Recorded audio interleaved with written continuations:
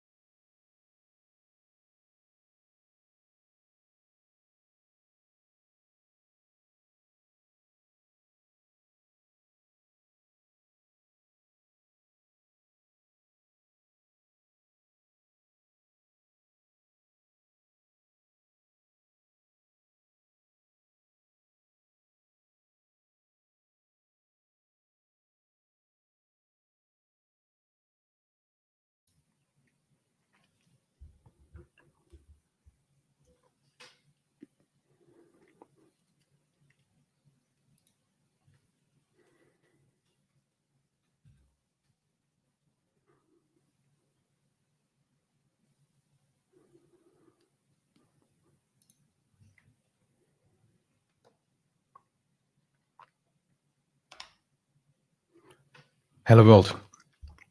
My name is Stefan Pölz, aka the Flashover, and today we are going into the next episode of writing a benchmarking library for C Roslyn components.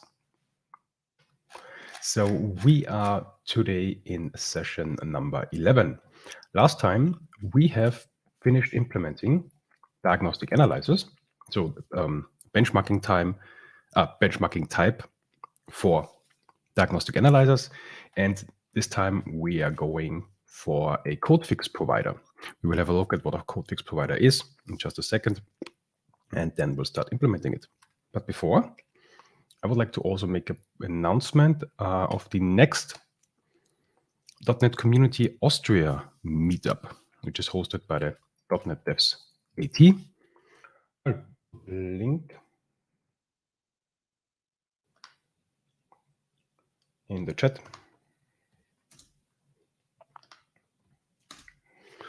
So we have Joao Grassi, and he will talk about OpenTelemetry and what it makes it the current modern approach how to observe your .NET apps. We are in Vienna at Dynatrace. If you're not in Vienna or close to Vienna, as always, we will stream to both Twitch and YouTube.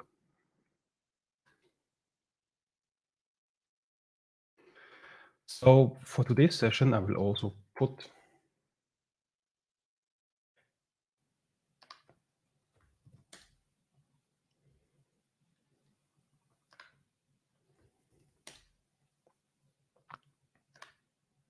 the links in the chat.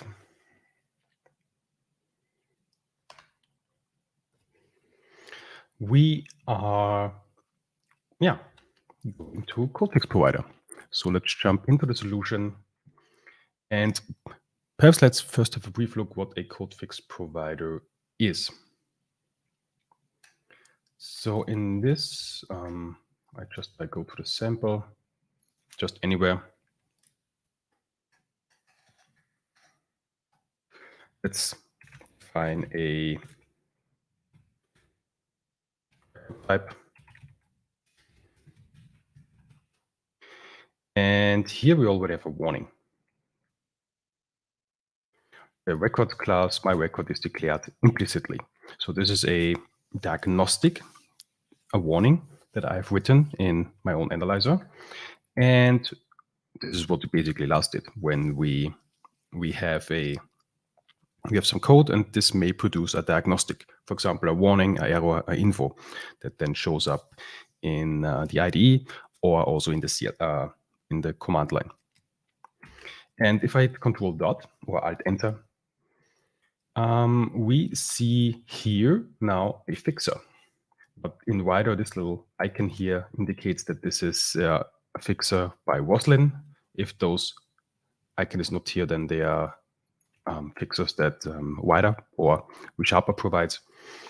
And here we have the fixer explicitly add the class keyword to reference the record declaration. Because in C# 9, you can have both record classes and record structs. And I personally like to be explicit. Also, another analyzer is, since a record implements iEquality, do a null check like so. Let's say my record, do a null check. This is another warning. I don't see it though.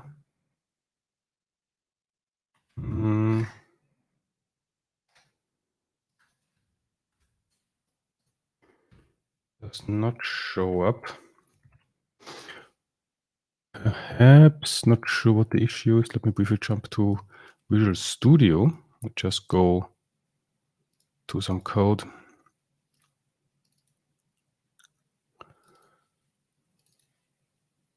Because this is actually the code that tests this or shows this in an example where if I do I have here record, and if I do a null check via equality, I should receive a warning now. Okay, that doesn't work. Perhaps there is an issue with the CodeFix provider. I need to have, or with the analyzer, I need to have a look at that. Perhaps an issue with C# 10. Okay. So this didn't work, but I will check this out later. However, this is a CodeFix provider, so a CodeFix provider offers an Control Dot or Alt Enter experience in order to offer a potential code fix for this issue. But this is totally optional. So a code fix provider is based on a diagnostic. Let's have perhaps a look at what we built last time. So for the analyzers, diagnostic analyzers, to a test. where we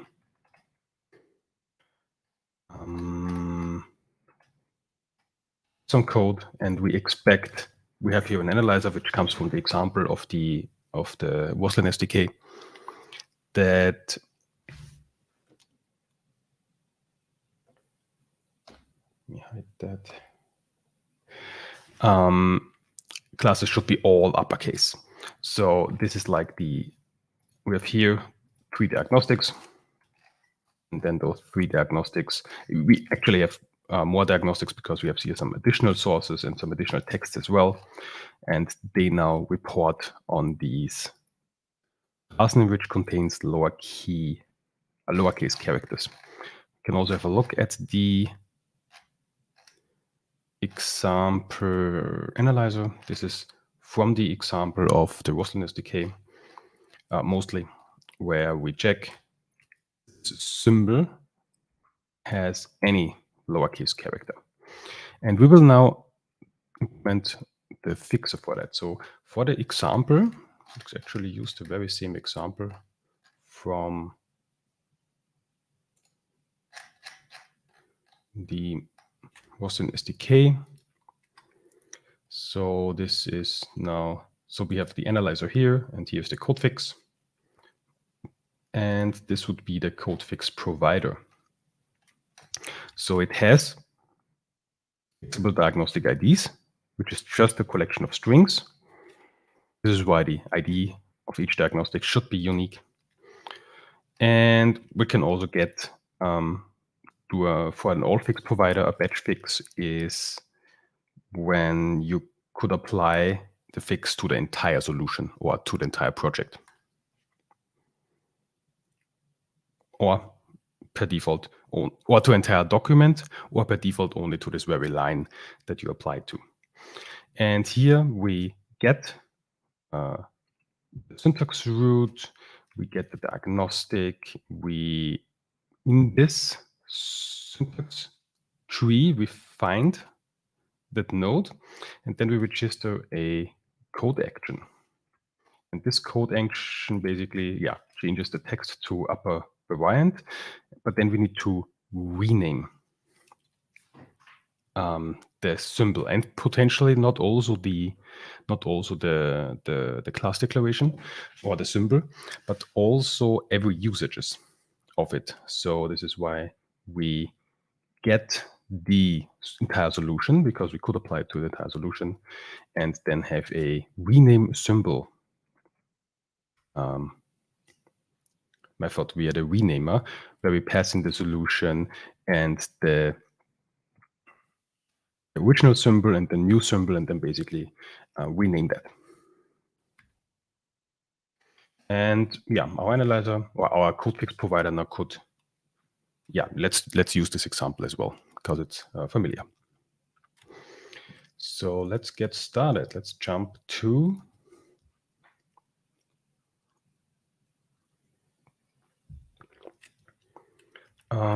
the C# code fix project, actually to the source first. Perhaps while doing that, I could run the unit tests, also cover them. Let's start the session.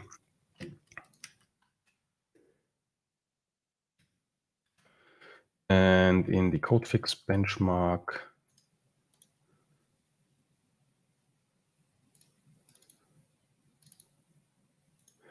let's add, okay, I guess I need to jump to the project.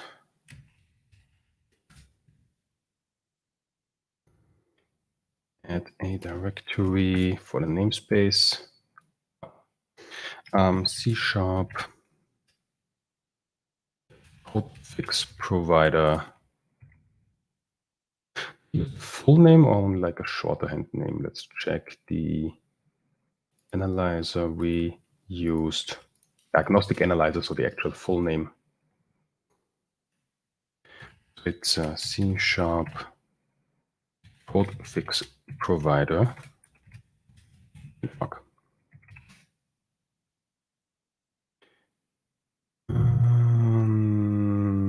I'll do this later. And also for the test, code fix benchmarking.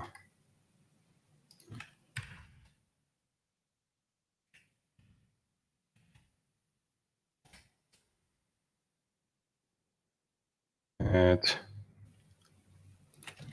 directory, and let's add test file. Yes. First test. Let's have basically an empty test where we initialize this benchmark of the type that we want. So we will have a test C# provider.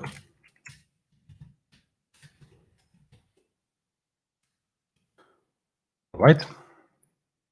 So let us add this example test provider. Now let's start copying this code over. So this will be, let's make it internal sealed. Our code provider.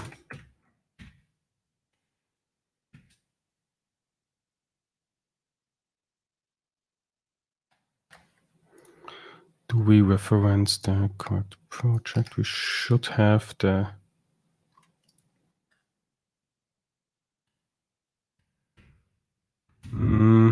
doesn't show me the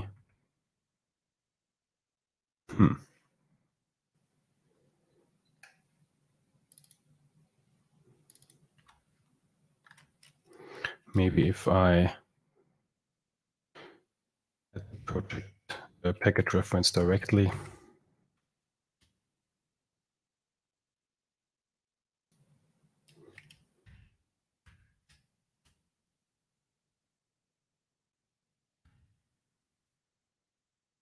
It's not so poor. With a typo, no.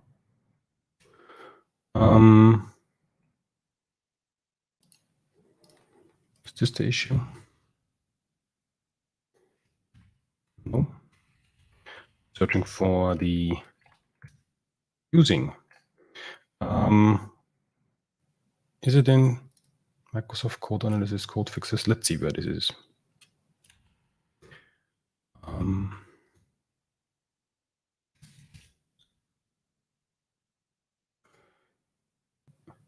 It's in Microsoft Code Analysis Code Fixes. Using. No, there is an issue. Okay. That's in the workspaces Oh, I see. That's in the workspaces DLL.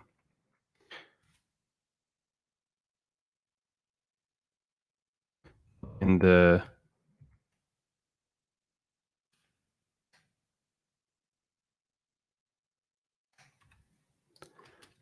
colon is C#, but in the workspaces. Okay. Manage NuGet packages. So actually we need to uninstall that, or we keep it, but we definitely need the C# workspaces. So the package, there it is. Yeah, let's remove the other one. In the latest version, we will later on change this to lowest version applicable for maximum compatibility. Yes, this will be 0.3. But I want to keep it for now. Perhaps there is some functionality that we need. Then I will lower it at the end. Okay, we can also make this now packable because this is what we want to release it eventually.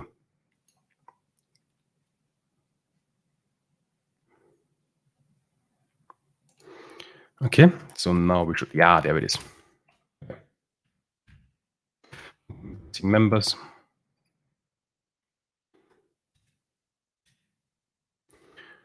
So we have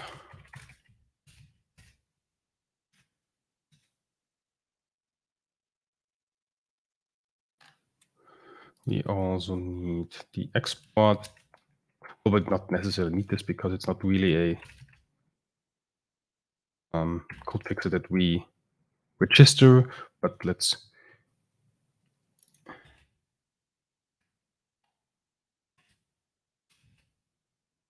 have it be complete.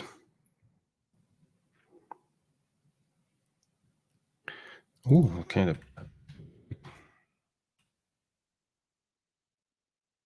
No, shared.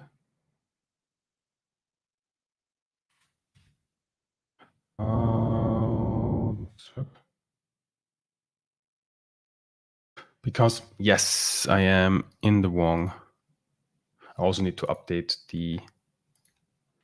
Okay, so from the benchmarking, I added this package. I guess I confused it.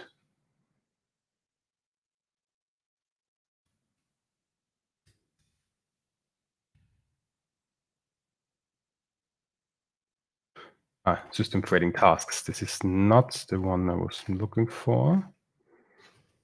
The one from, I'm not sure. Let's add all of them.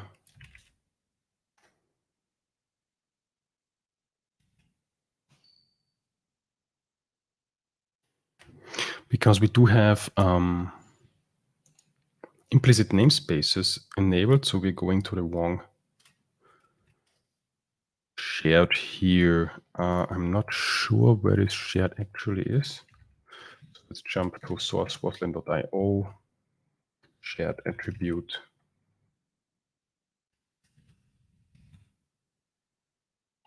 Is it not in the Roslyn source?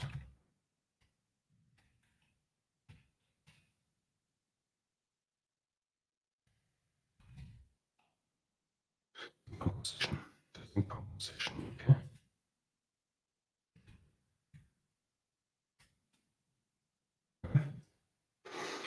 And perhaps if we composition. Oh, we got it.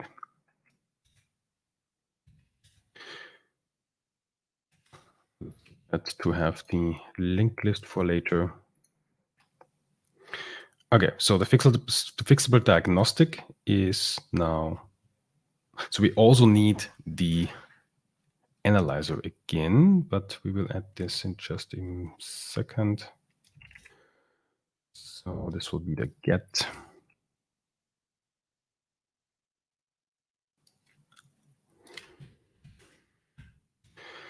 And the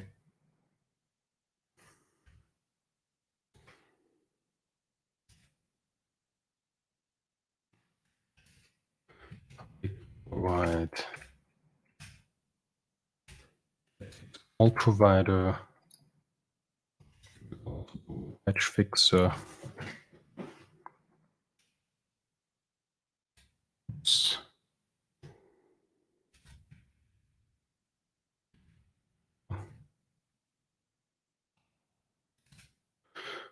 Okay, they declared a sealed both, but I marked the entire type sealed. And with just a code fix action. Okay, I'll copy this.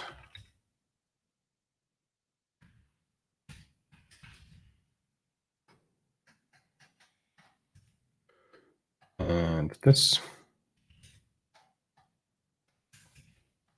Okay.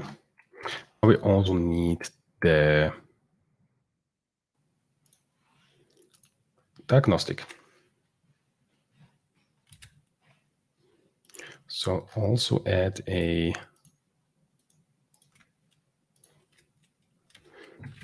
C# diagnostic analyzer.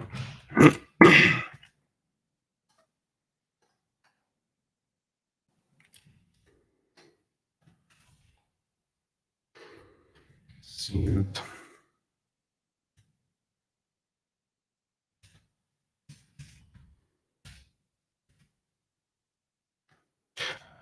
I wrote this already. But then I would need to, because I have it in this assembly, in the other test assembly, then I would need to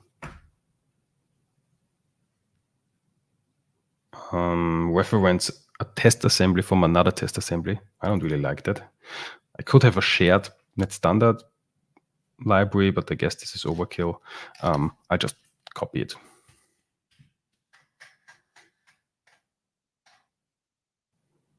No, it actually does more than the, no, let's copy it because I guess this is what we need.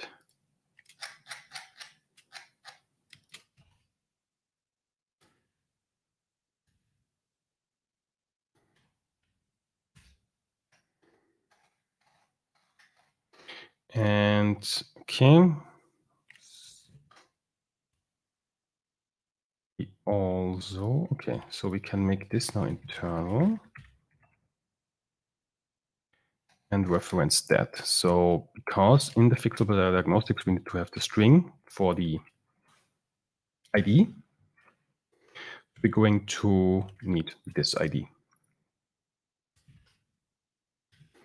Rule dot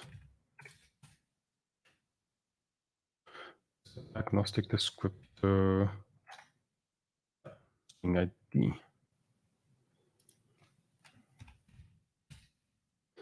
Okay, let's make this to a lambda expression body. And this needs to be sync.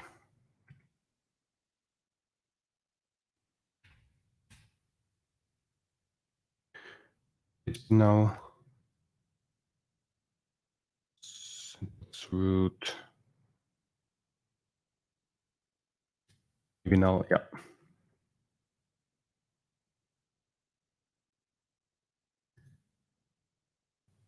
Oops. Then we get the first diagnostic, we get the location,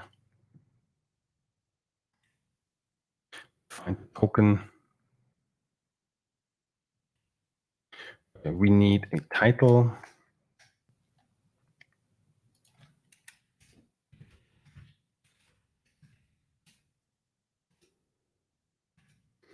So let's go to the CodeFix resources.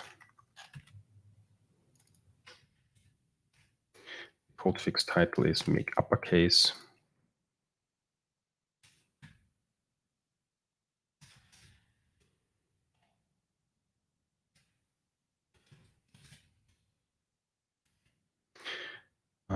We have the create changed solution. It's the C. That's the installation token.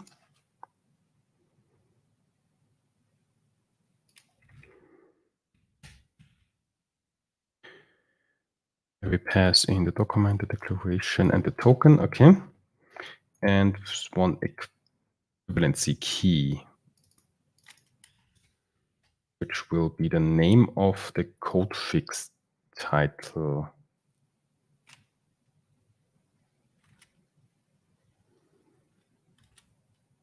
My name of CodeFix title. This is the name of a property. I'll use the name of fixer. Perhaps having it formatted like that is indeed better. Okay.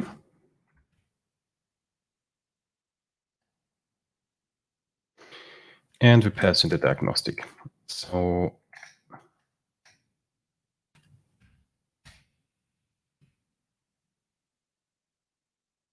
should be non-nullable.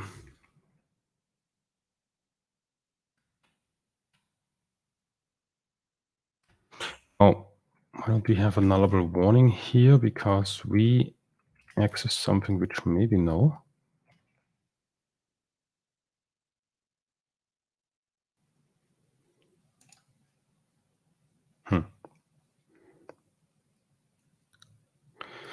This could be made static.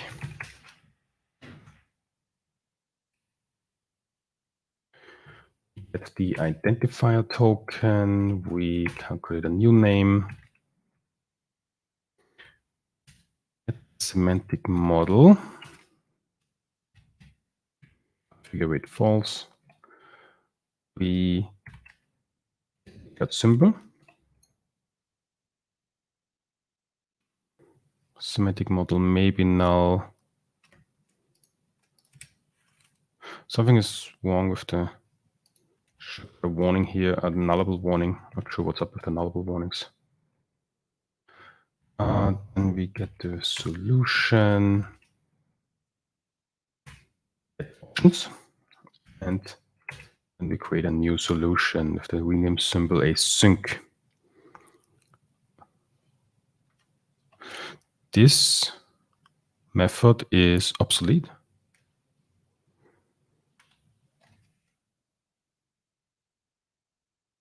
Overload taking rename options. Okay, I'll take care of this later on.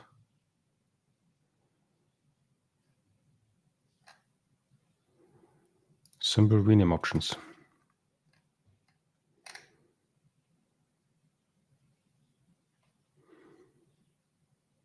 It's a struct, so this is rather new. Okay, I guess but I'm using the latest version of Roslyn, but I will have a look at this later. I want to stick to the example for now, and then return the new solution. Okay. Okay. So now we can, okay, and we still need the type. So let's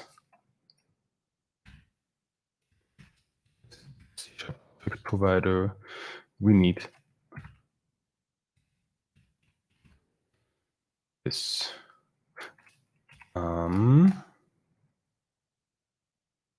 Provider benchmark.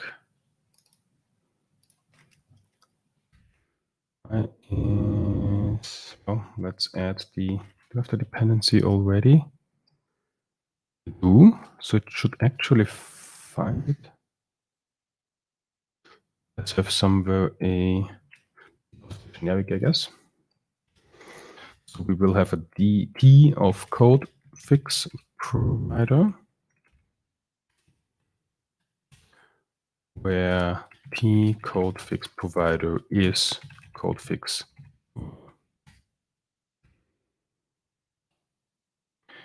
Let's make this sealed.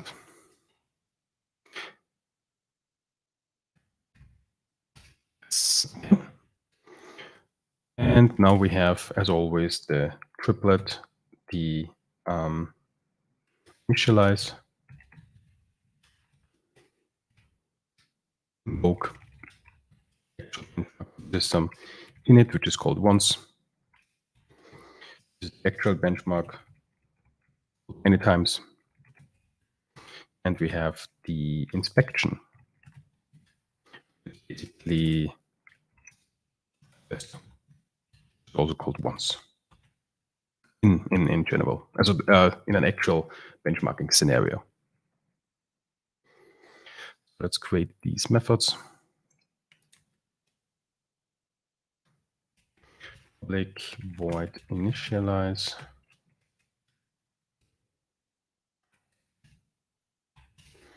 Public void invoke.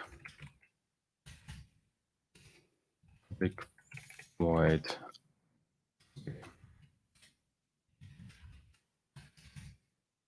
Now the initialize will get an initialization context. So this will be a C# code provider benchmark initialization context. And the inspect will get a inspection context.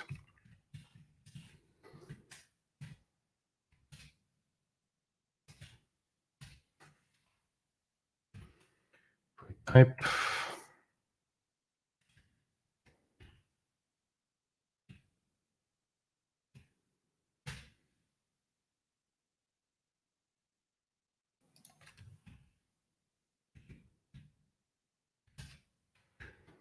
Create type.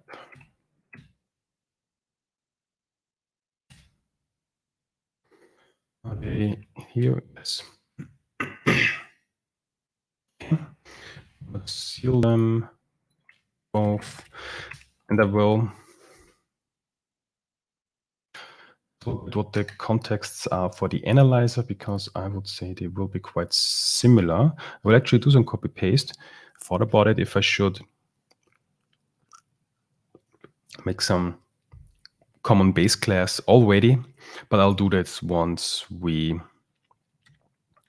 finish with everything and then do some consolidation and see, okay, what is really a duplication and where it makes sense to go to. So this is the initialization context. We can pass in some source code. Yeah, actually, we need all of that for the actual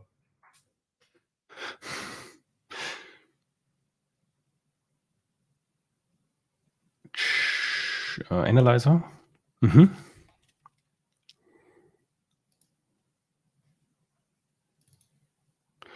And the inspection context, which is just agnostics. So we need to add something to make them suppressible, but yeah. For now, that's the inspection context. Reference to project, yes. This may not be.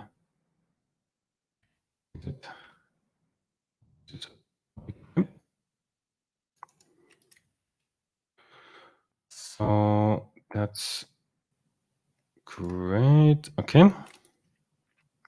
Now the unit tests have completed. I want to enable continuous testing, cover new and outdated tests.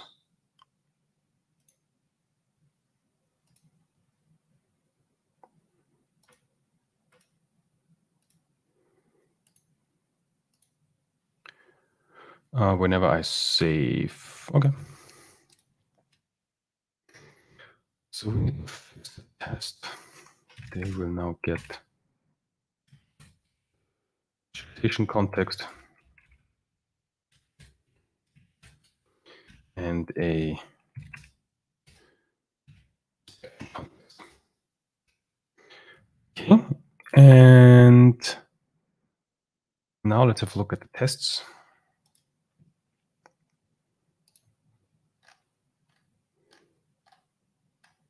So this should be our input. Let's have some code.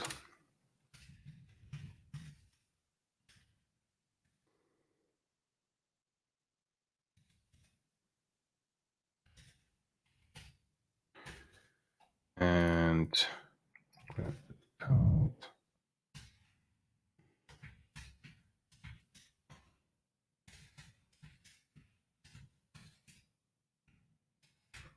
Okay. Control application 1, let's call it my fix. And no, this is actually the fixed output that we expect. So this would be the fixed code. Test here, but we need the original input as well.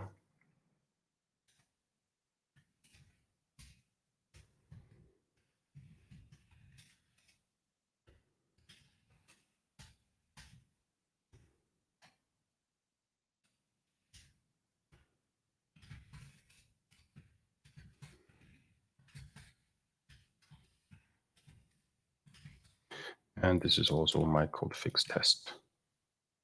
We call it test here. Okay.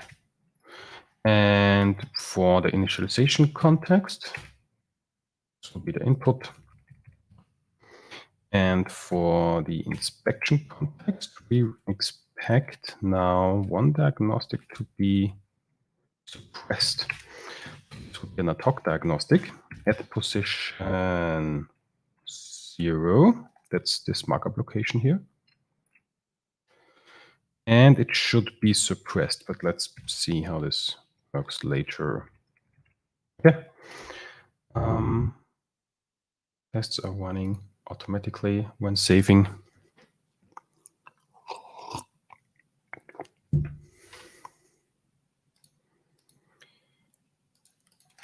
Okay, let's get the test to break.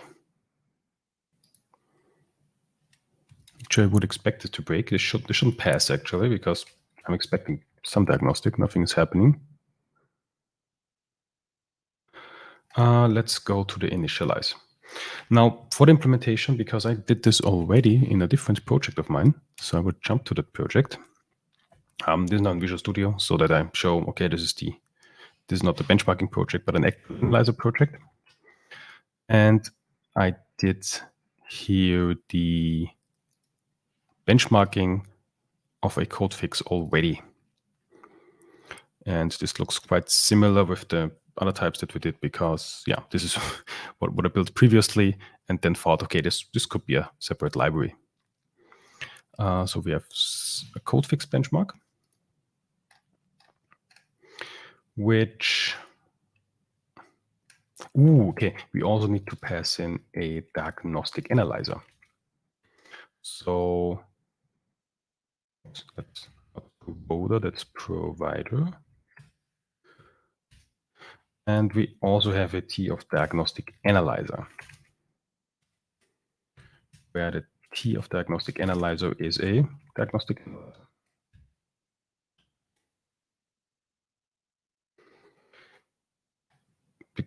Yeah, so because the analyzer produces diagnostics, and then the code fix provider is fixing them.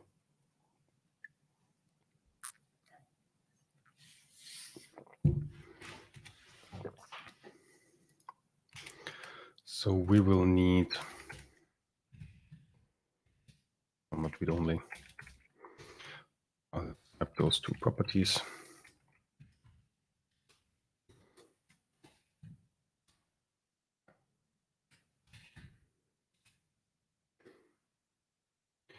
And we will initialize the T diagnostic analyzer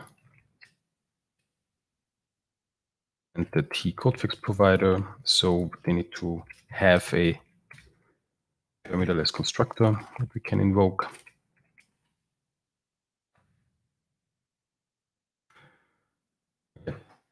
So once they are initialized, what I did previously is I untabified the code, but I don't want to do that here. We create the document.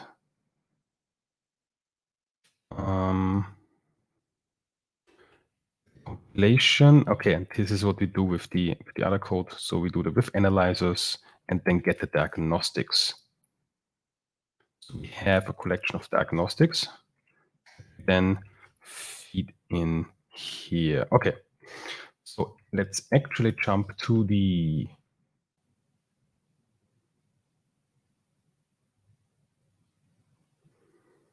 analyzer benchmark. And let's reuse the code. Now I'm thinking about, could we actually just initialize that one? But then we would need to expose some types here. No, I will.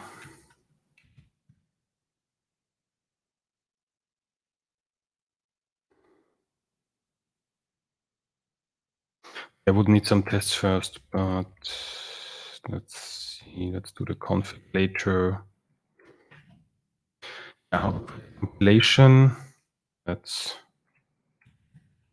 okay. I don't want to have those projects depending on each other.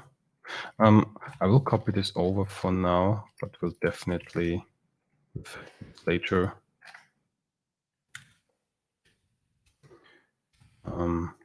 Duplication from diagnostic analyzer benchmark.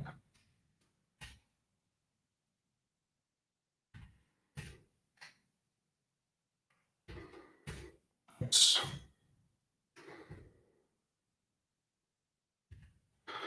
Oh, because the type is internal, I need to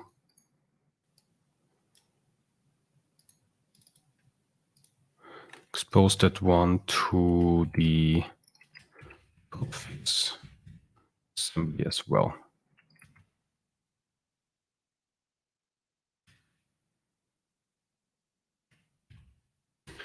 Okay.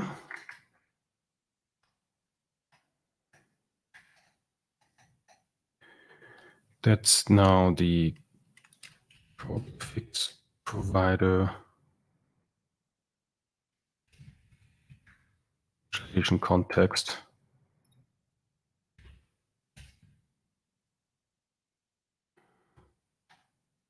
Okay. I have a typo.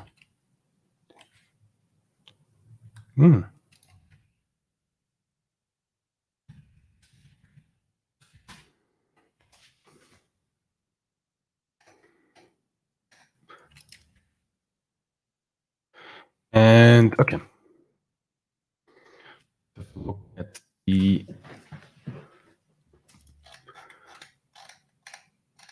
diagnostic analyzer again. So we have a compilation. We need analyzer options, some additional paths. We'll do this later. So we will definitely need this one.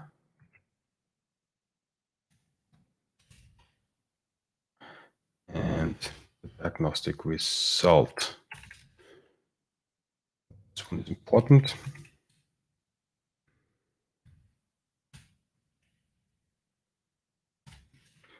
The analysis result. Okay, so the initialize must become async. So we will rename it to initialize async. We require a compilation. We can create the compilation.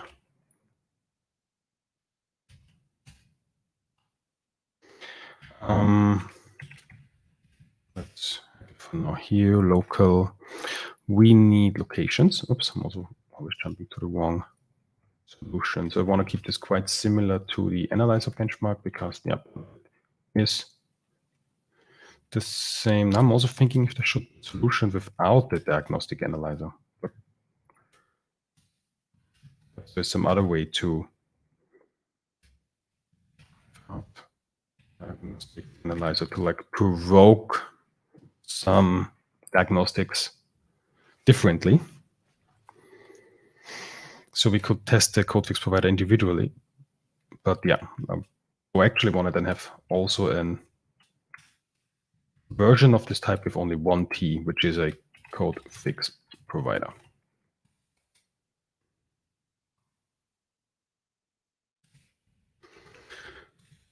And perhaps in the have initialization context, take diagnostics to produce.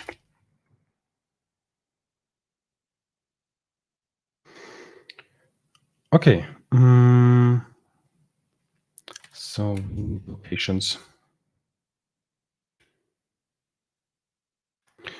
Okay, we need analyzers, which is a collection actually. Let's show here.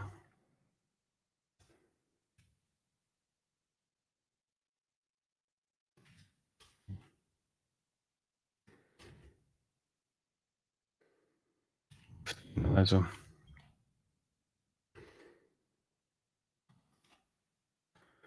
Need options, analyzer options.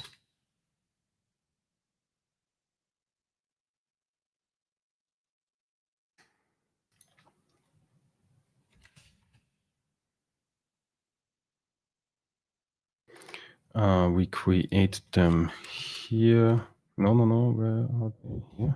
Create analyzer options. Actually, I believe the analyzer options, they can be local.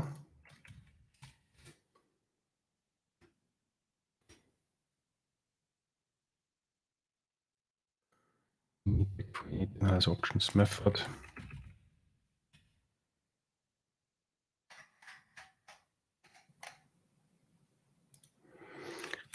So this is also part of the copied code. Later. And always saving. So this is why the tests then run. I will go to build.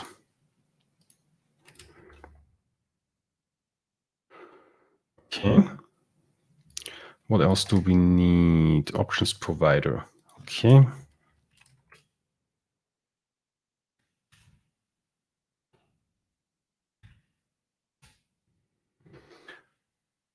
And some additional texts.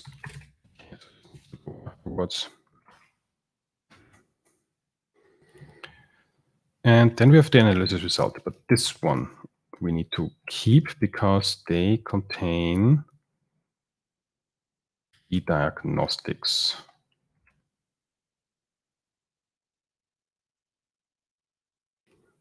So I guess in our case, we then need the analyzer diagnostics. There's also additional file diagnostics. Should be syntax diagnostics. One of these.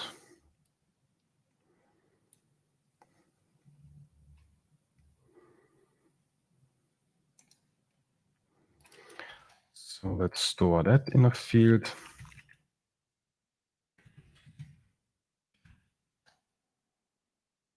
Okay. And now let's go to the invocation. So what do we do here? We this for now and then try to clean it up. I'm copying it from the solution that I built quite some time ago.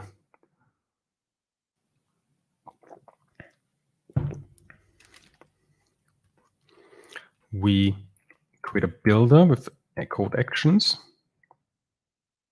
and add those code actions. And then we build some code fix context.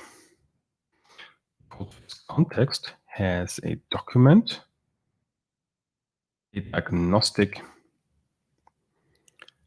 and a code fix to register. So it's just one diagnostic.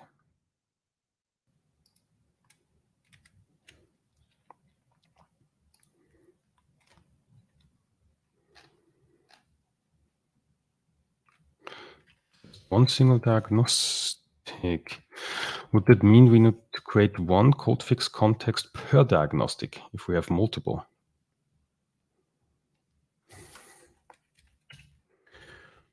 Okay, now let's for now have only one diagnostic. So we would go to the analysis result dot get all diagnostics dot single.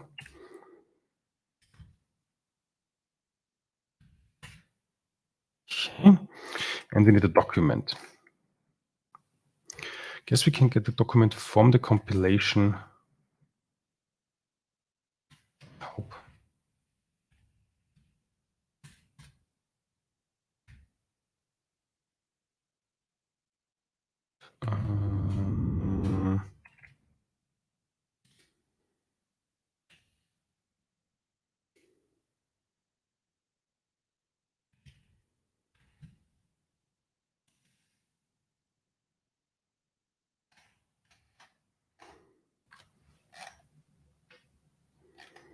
No.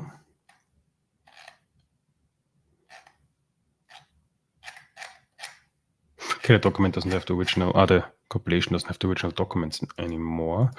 So we need to grab the documents from when we create the compilation. Okay, we don't really create a document, do we?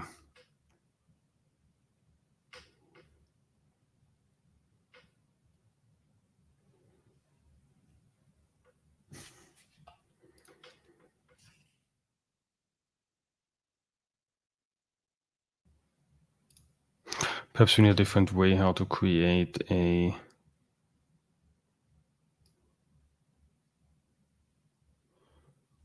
We need to create a document. Okay, for that, I will actually reach into this code here.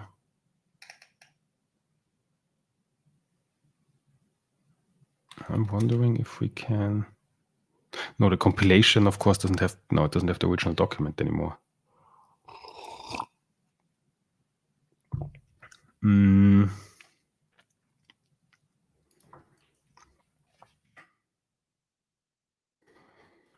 some trees. Because we haven't really created a document, yeah.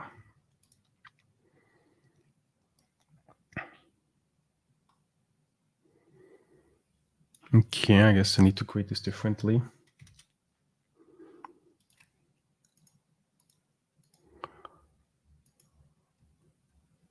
Which I don't like so much.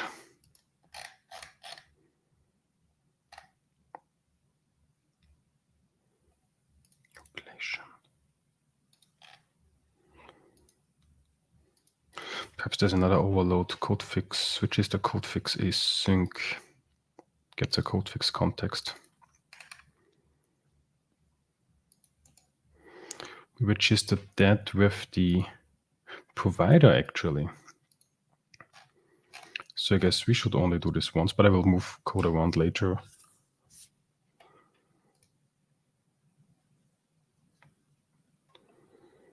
And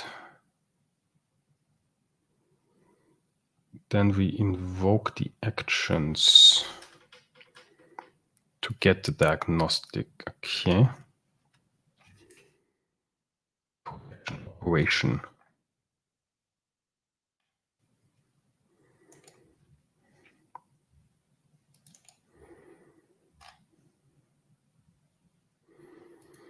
And what do we do with the operations? Oops, I need to go to the other solution. What do we do then with the operations? Okay, the operations then contain, we need that for the inspection phase in order to get the original document that we can then compare with. Okay.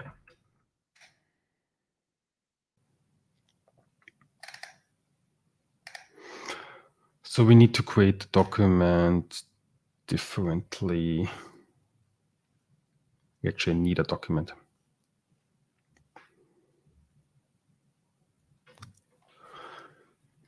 This is not so super simple because we need to, why is it? We need to associate a diagnostic later on. Well, let's assume we only have one document so far. Later on, we will have multiple documents because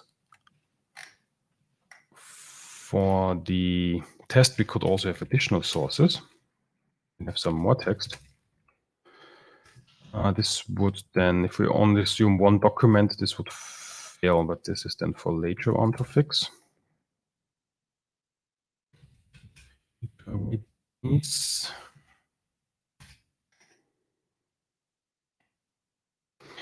And we also add the C# diagnostic analyzer. Okay, so I'll go again into the previous solution of mine and copy the method to create a document.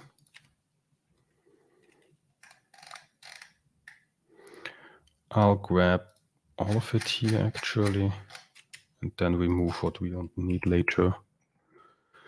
I have a separate file.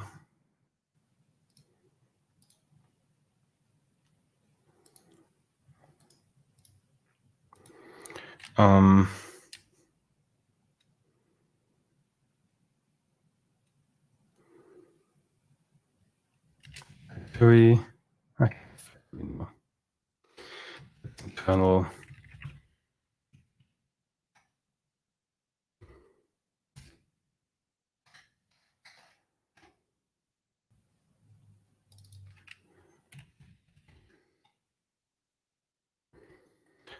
Your base class.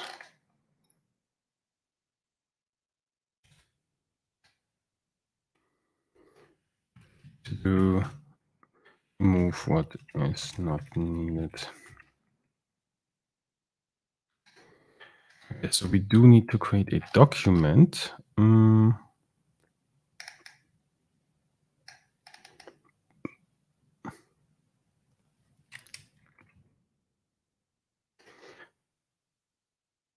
Also the compilation. Okay, we need document and the compilation. How did I do this previously? Create a document. Okay, and via the document I get the compilation. Okay. Document. Document receives language version.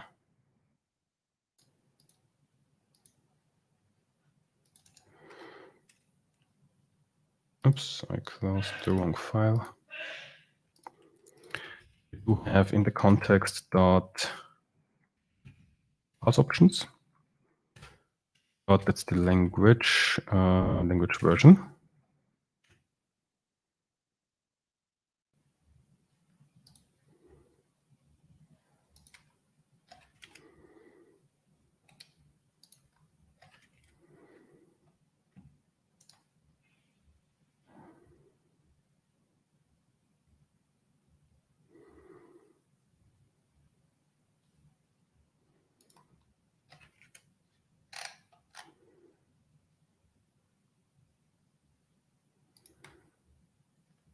C# language version, what's the issue?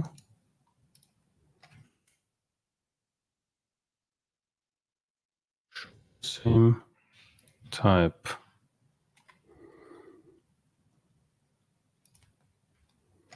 There's more. It also takes the code. Okay, yeah.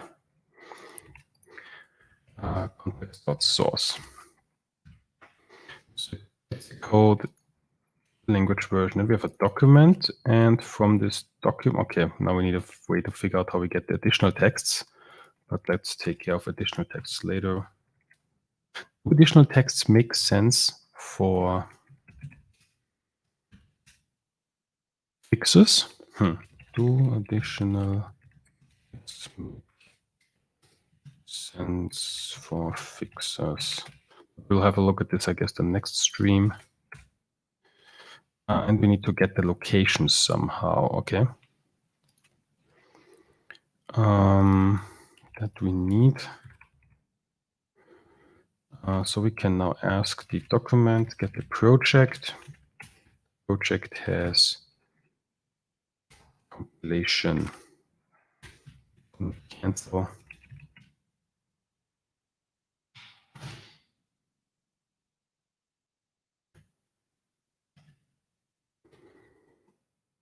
Yes, I need to await.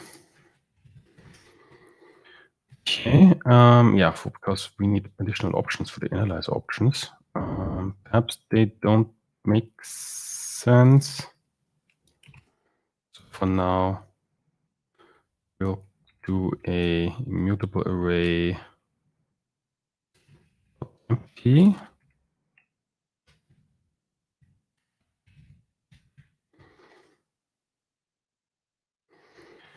Okay, the locations. Do we need the locations? Perhaps we don't need the locations. Let's see.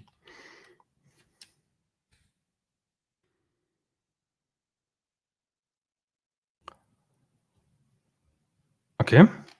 And now, when we want to invoke it, we can now grab the document.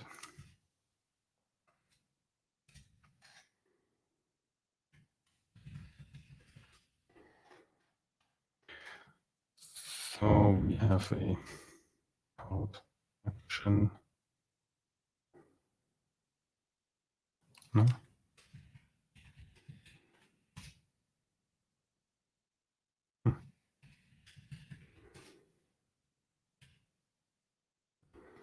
We have diagnostics.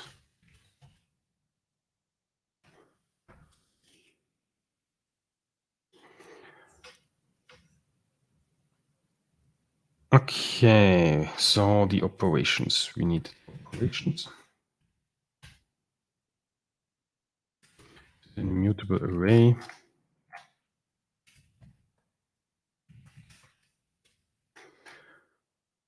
Okay, so invoke also needs to be async.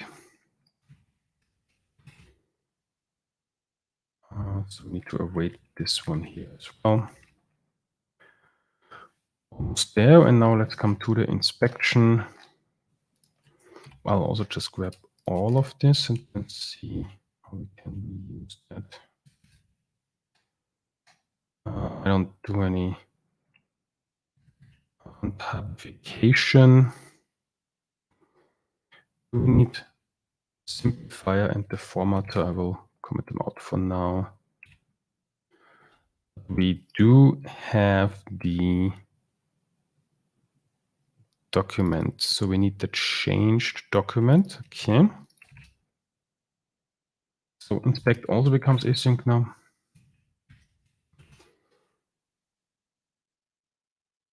We need to wait it in the test. Oops. Okay.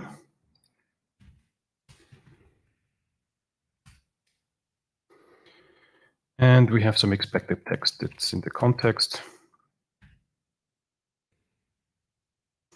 But not yet. So I'll have a look at what we did for the generator. Oops, that's the tests. I want to go to the production code. In the inspection context, we have file name, so we have some source. Okay, we also potentially need to take care of additional sources if there is more than one document that we want to fix.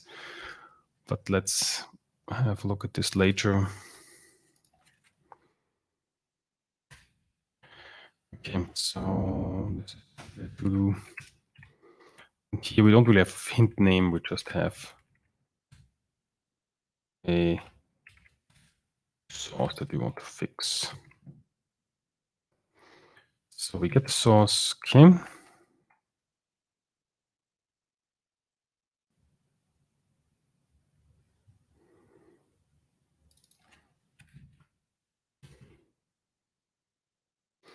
I think I should have a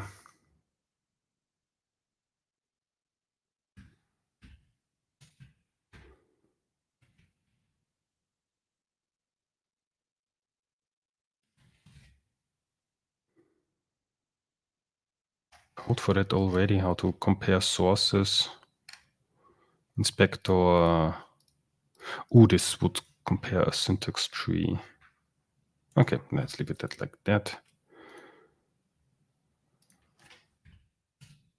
With a source text, not syntax tree. Okay. This is non-nullable. And we compare both sources.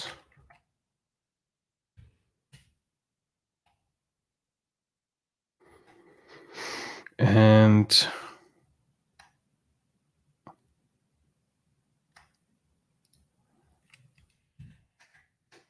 perhaps run the test.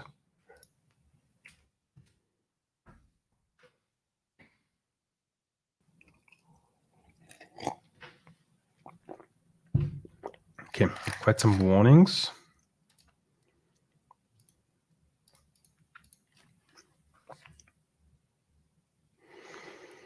And we have a null reference exception.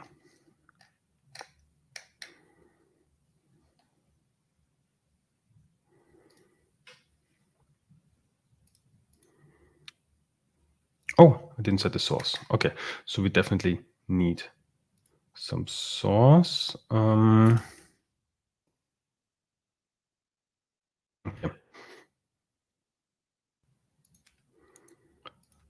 Create document, we have some code, create solution. Definitely needs code, yeah. Otherwise, it doesn't make sense if we don't add any text. Yeah, so let's throw if. Now I would love to have the required keyword. Comes with C#11.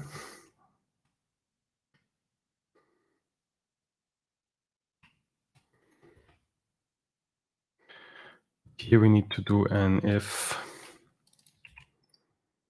an argument exception, I guess. So if source is null, throw new argument exception.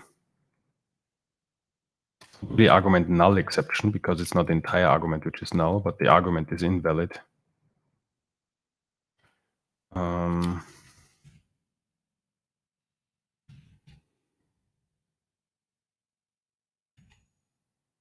source must be set.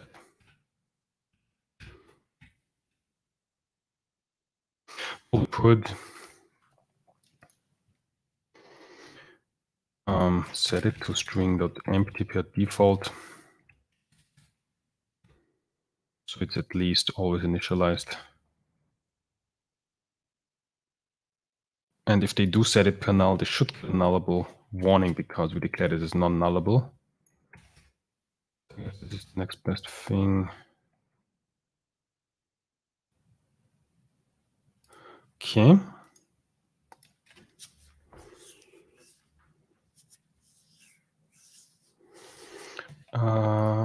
Object reference on set. Oh, yeah, I still have to. No.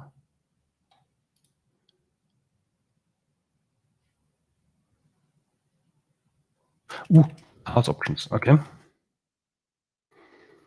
Mm-hmm.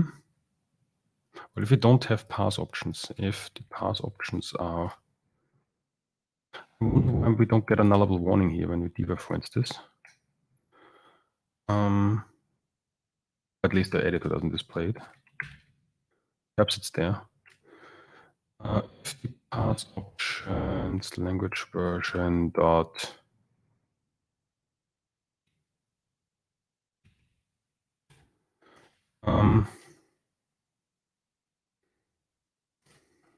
version is null, then we do language version default.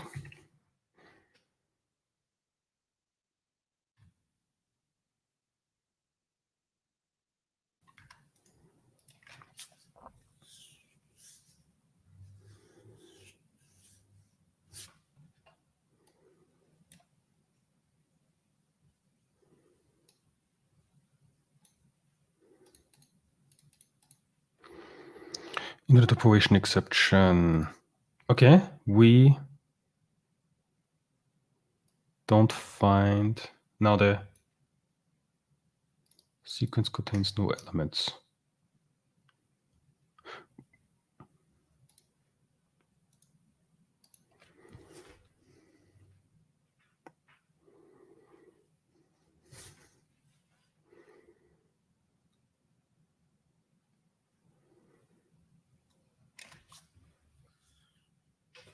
Hello, Manuel.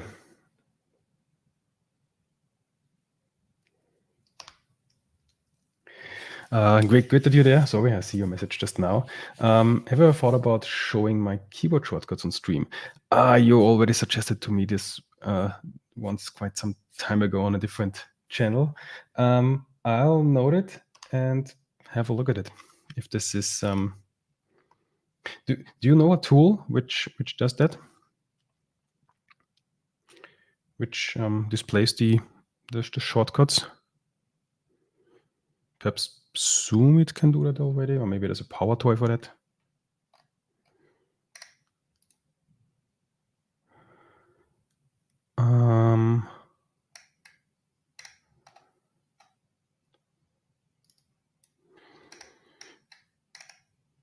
Okay, so for this, something is not really working with the. Okay, the compilation has no CL basically. Required a string here. In this analyzer, we have a failing test. We need to add what's that? Metadata references.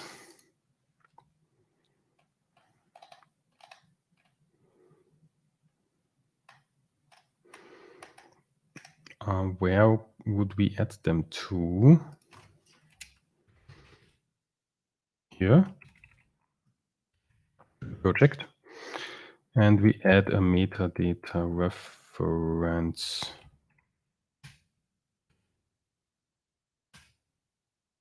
That's now another project. Oh, perhaps we could.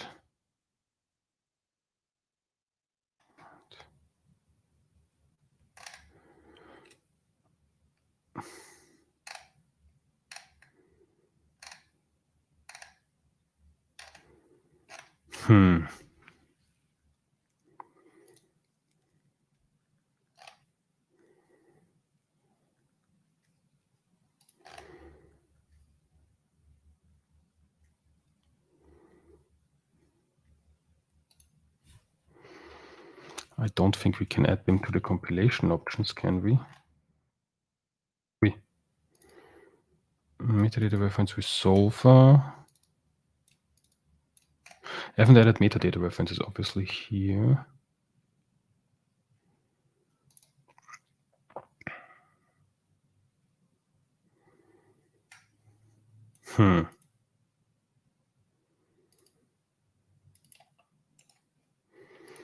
Actually, let's also, so I don't forget this, to do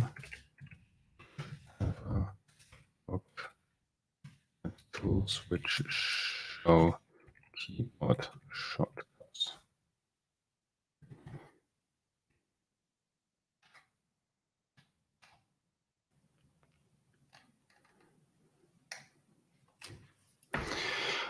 So how can we add metadata references to what I'm now struggling with is what we did previously so far with the analyzer. We do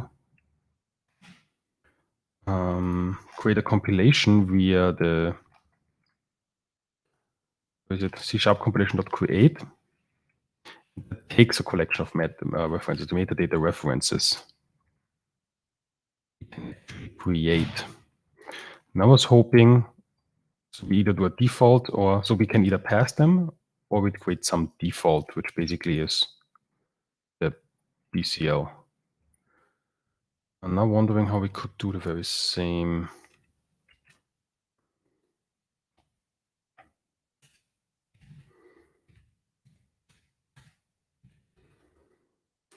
Project metadata. Ooh, with project metadata references, not with, okay. And it takes an annual metadata references. Cool. So I will do the very same here.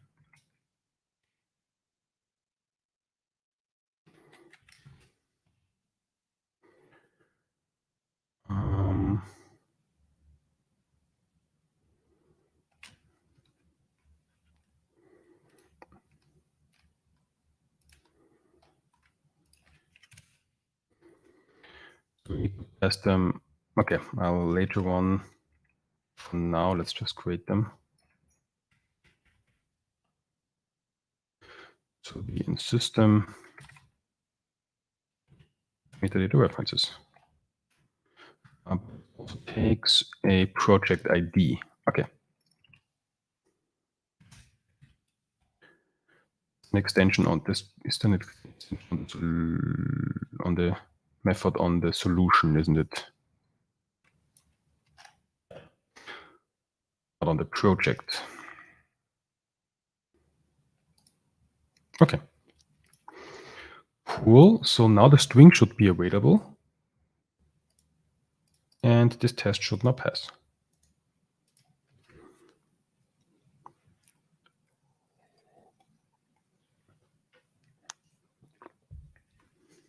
At least go further. Invalid operation exception sequence contains no elements.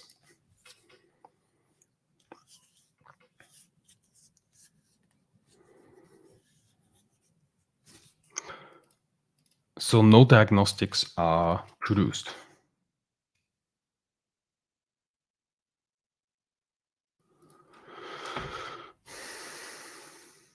Okay, but we do have,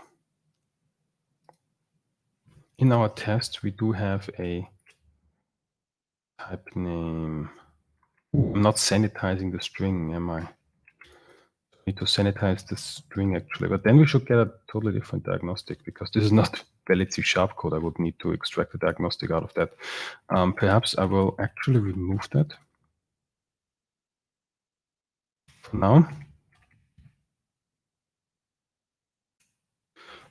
Need to bring that back.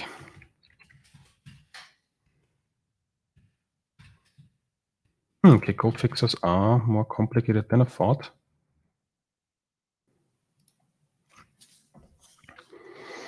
But what we achieve here, I guess most of it should be able to be reused for the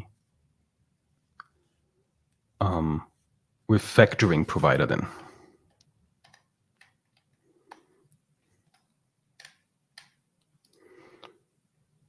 Okay. Now we fail here.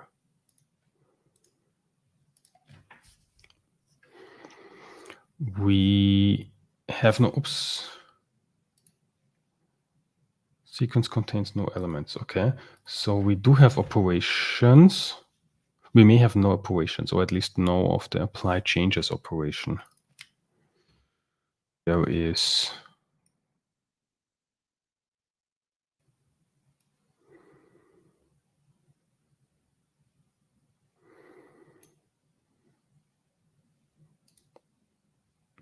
operation contains an exception. No, it's uninitialized.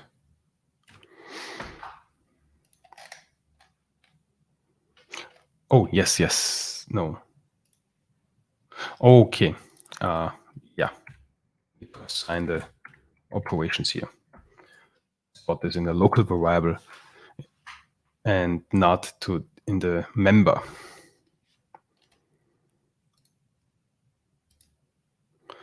But we still have no.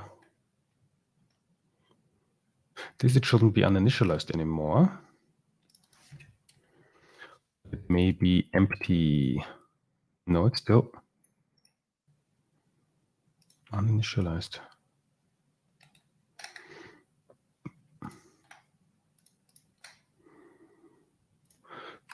Do we await something incorrectly in the test? Await. And when we invoke, let's have a look at the invocation.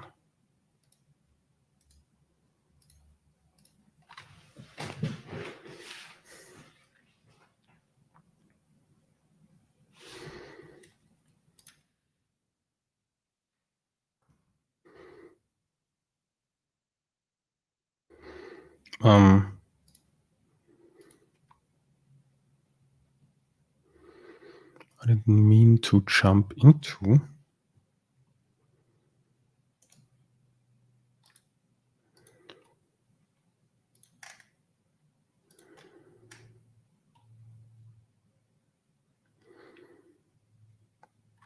So we actually do get the diagnostic. That's good. It's on position line 6, position 8.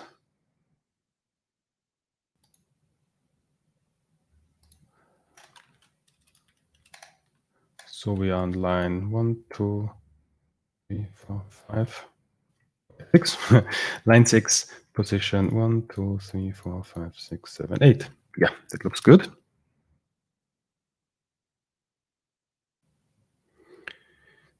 Then we create the code fix context, which has the document. That we text something.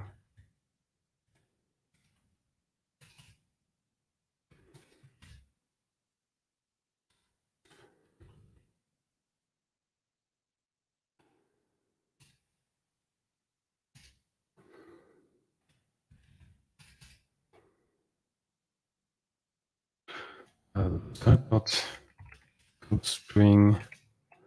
There we go. Yeah, this is our input. This looks also good.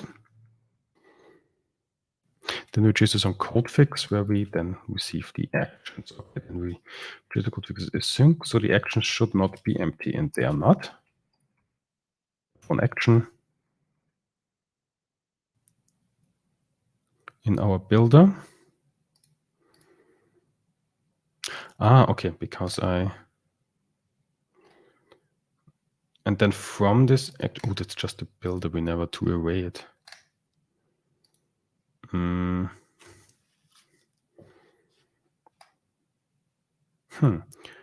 This may not be the best solution, but I will factor this later.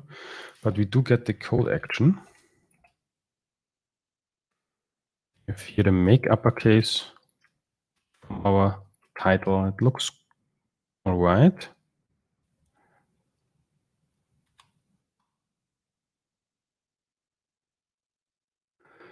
And then we get the operations.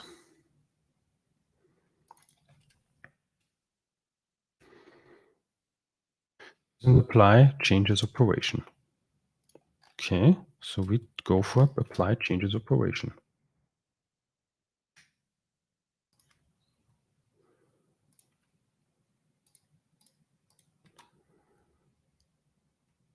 Length of 1. Okay, I expected this to fail here because it was uninitialized. Maybe, I'm not sure what's wrong here, but let's go through the rest. Then we try to get the change document and get the actual code out of it. And now this should be uppercase. It is. Looks all right. Now this goes.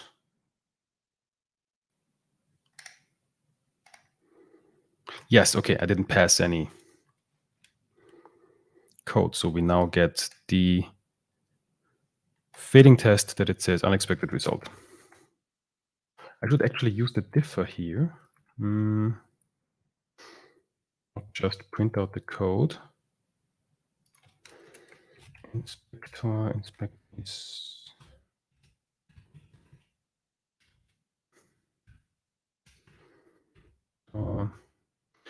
I don't think I have an overload a method which takes source texts just yet. On the syntax trees. Well, there is a source. Okay. So inspector.source. We pass in the expected and the actual. So we expect the one that we pass in the text, and here is the actual code. And it should throw if it's not equal, if I built this correctly. That's still one on the old code.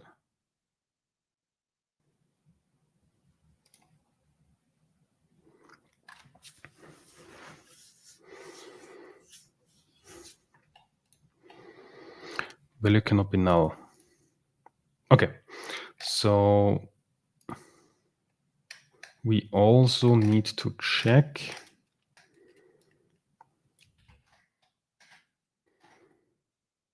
the inspection phase that we do pass some context here.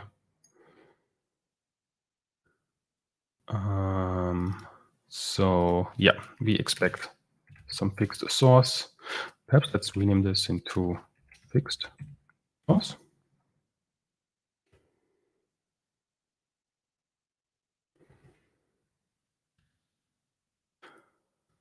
It's optional, only if we actually have something to change. Maybe we don't want to change something, so let's make this optional. Source.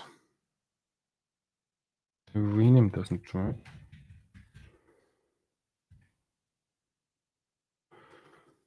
So we have some fixed source here. Okay, and we expect the fixed test. Yes, just have that. All right. Yeah, so this is optional. So only if we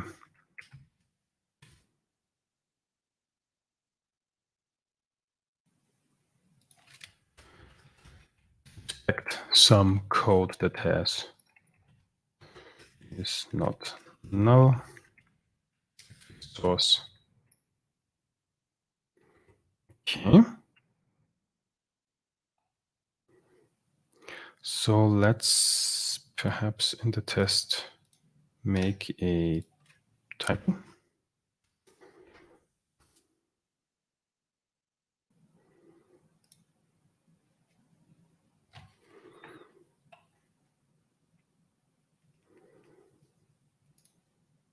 Yeah, there we go. So we expected, but we got, and here is the difference. Yeah, that's great.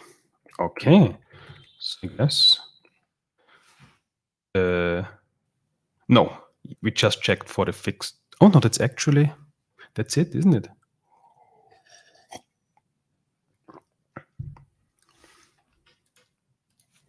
So the basic is ready. Okay, there's a lot to then expand on to perhaps also allow Let's allow some diagnostics to remain. So we still need to have this be observed. Also, some more inputs to set here, like the parse options, compilations options, and so on, metadata references. But we'll do this in a different test. This is like the very basic test.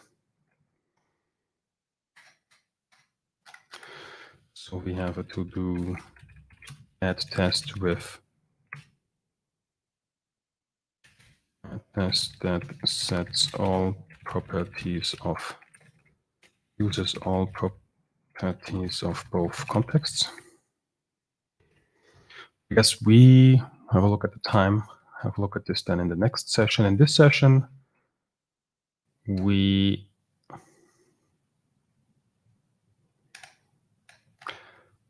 need to make sure that the invocation actually is good. So this needs to be as little as possible. So in this code fix provider, let's add a counter. Let's say those are register code fix async registrations.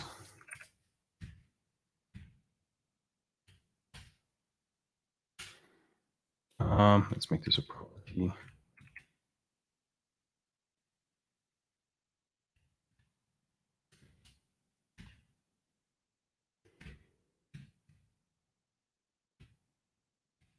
Okay. Private set.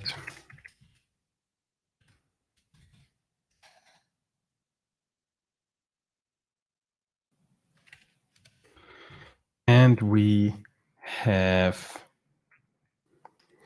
the code fix.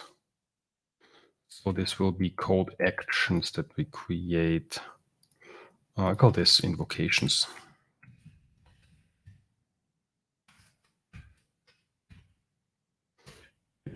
As well.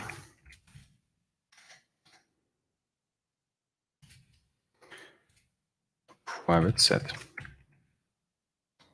Go. And so we can ensure that, because that's static. Okay, let's make this non-static. This is only invoked as often as needed.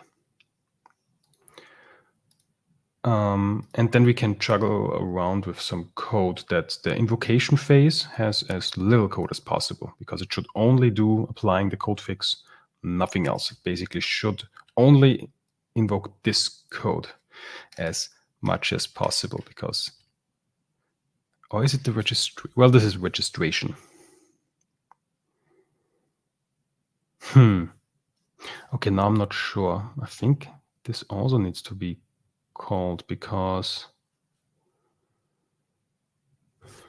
there is the diagnostic as input.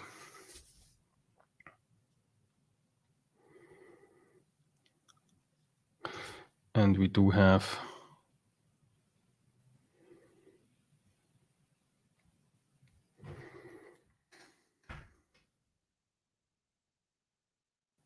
okay, but we can get rid of all the other setup code. So registrations and invocations, I believe, need to be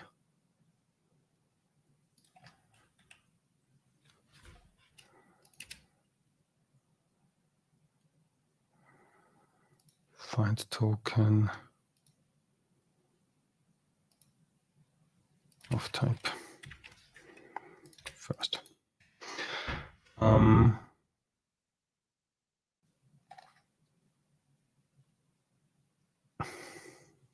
Yeah, I believe we need all, but yeah, we should then get rid of all the other code that in the invocation phase is not necessary.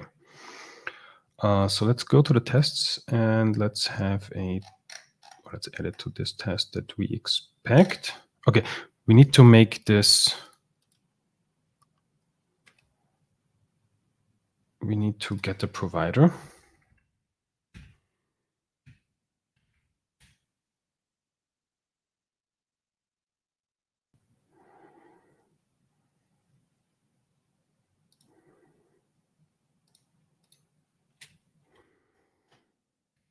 Okay. Should we also get the analyzer? Yes, let's also grab the analyzer. Perhaps we check both. Oops. Encapsulate field to an internal property. And the diagnostic analyzer should also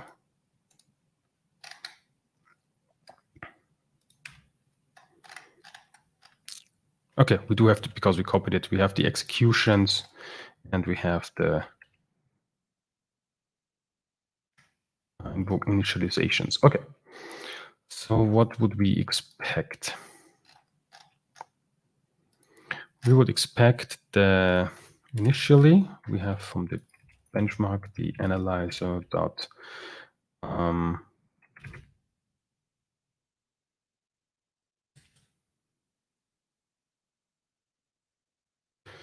this is not the T that I was looking for. This should be T of diagnostic analyzer and T of code fix provider. Okay. Analyzer dot initializations should be 0 as the executions should be, and in the provider I call it code fixer or just fixer. We have the registrations that should be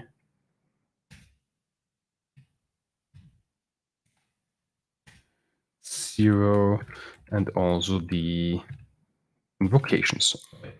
After initializing, the analyzer should have been initialized and perhaps also executed once. It's not yet. And then after invoking, it should be. So the analyzer should definitely not be executed again. Should still be at 1, but the fixer should be invoked. And when we do that one more time, it should be that the initializations 1, executions also 1, but the registrations now, that the fixer actions are now at 2. Yeah, and at the end, should we have it one more time for the inspect?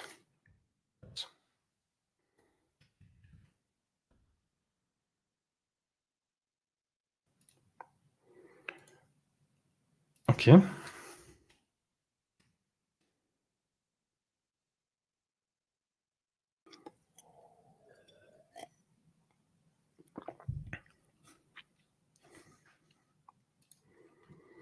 And we expected 3, but found 2.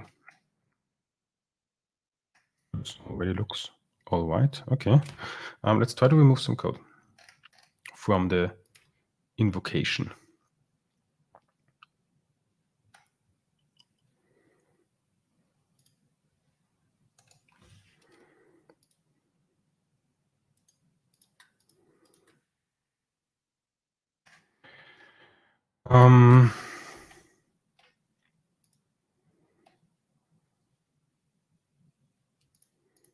First of all, we always create a builder. So you can reuse this builder.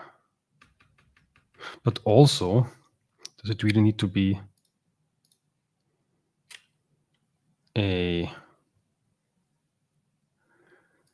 immutable array? What's faster? Perhaps a list would be faster, because that just manages the internal array. But we should reuse that list, because if it grows, we should then clear it. So we can expect that every invocation of the fixer should have the same actions as output, the same input. So we can reuse array that the list is internally managing, because the list,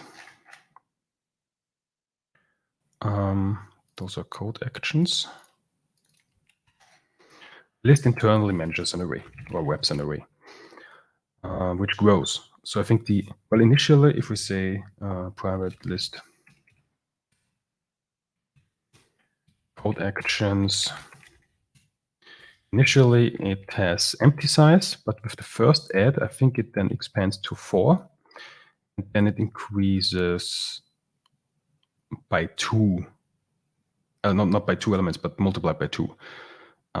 So when 4 is exceeded, then it's go to 8, 16, 32, and so on, I think. It always doubles in size. 4, 8 binary style. And let's get rid of this builder here, and let's add to the code actions. We need to clear them. We need to do this in the invocation. Perhaps after getting the, should we do this before? Clear. Yeah, but clear, what does clear do? It only changes the,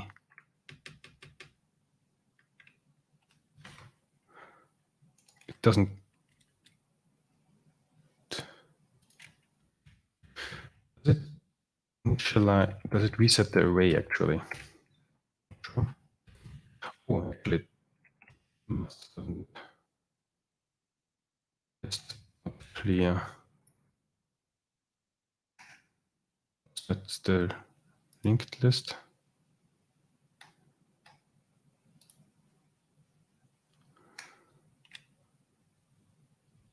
It clears the array. It's reference or contains reference. Or is it just sets the size to 0? Claim the reference.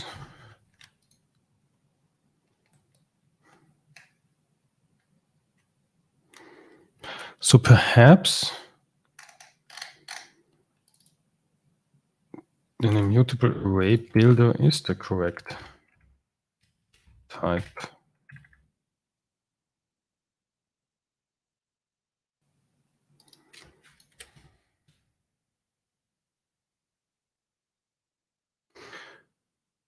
What's immutable? Is that a class? So I struct immutable array builder. It's a class.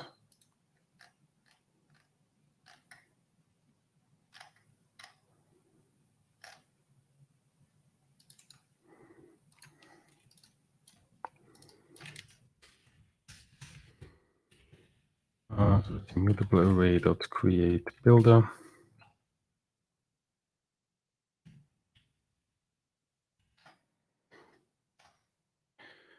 Okay, then we add here and we clear, because I think the clear of the immutable array builder just sets the count to 0, but it doesn't change the underlying array.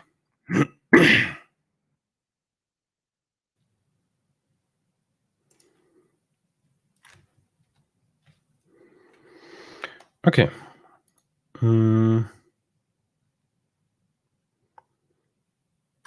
So we clear it and we add again. So we reuse the same array. And perhaps there's a better type which is more directly doing that, but I guess it's fine for now. And we get all diagnostics. I guess we can do this. We don't need to do this all of the time.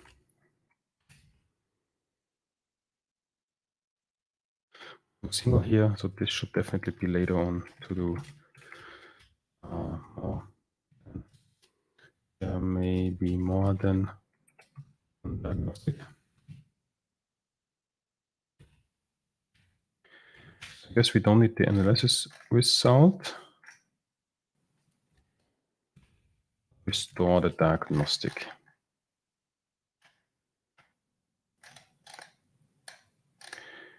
Okay. So the code fix context, it contains the document, the diagnostic, its action, and cancellation. So I guess we don't need to initialize this code fix context every time anew. I think we can reuse that as well.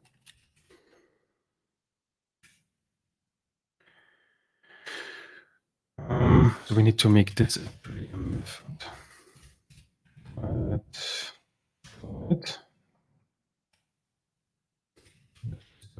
Fix callback.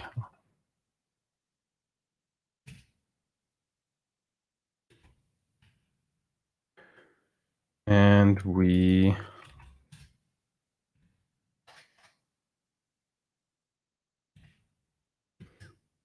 fix context.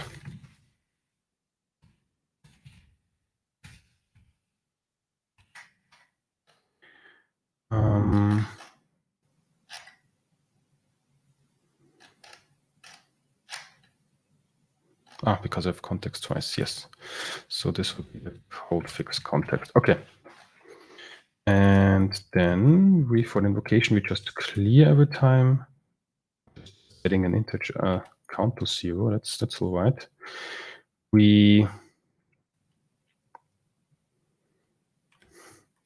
How is enumerable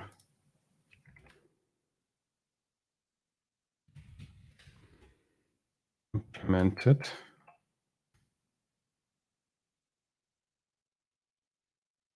Yeah, just returns. It just goes through the internal array. Okay, that's good. Or at least that fits the use case. Register code fixes async. Do we need to actually call this multiple times? I would say so, because yeah, we fill this code actions every time. If we would only do it once, we wouldn't then really invoke the let's actually find out. If we do this here,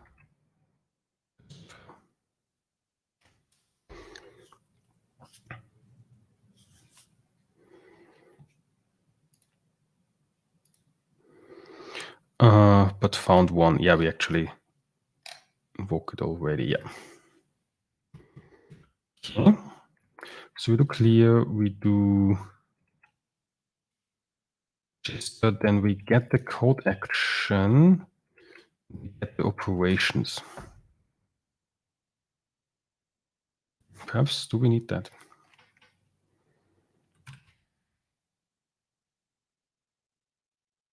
I really want to do as little as possible, as much as needed in the invocation phase.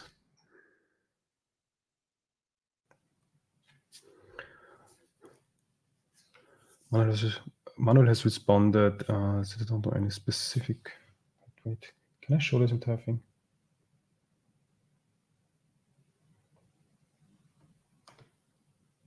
So Manuel couldn't find a great open source tool which shows the keyboard shortcuts, some Lightbit app, but perhaps this may be a cool side project. Well, perhaps it is. Let's talk on Wednesday.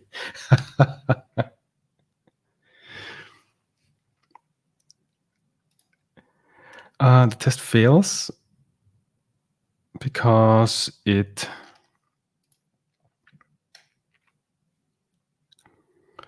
we had 0 invocations. Yeah. So we need these. So this is the registering. This calls into the register and calls into the invocation. Okay, I guess this is as little code as possible. Definitely need to do maybe more than one code action. So this needs to be done in a loop, most likely. Okay. Okay, and then in the inspect, that's actually all right. Cool. I guess this is the basic functionality of. No, it's not. Expected 3, but found 2. Okay, the fixer is last step. Well, it should do the very same as we do in the invocation. Should repeat everything.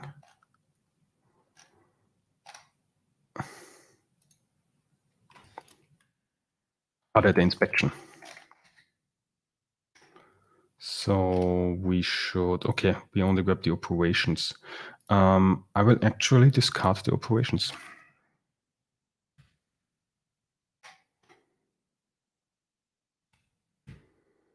And then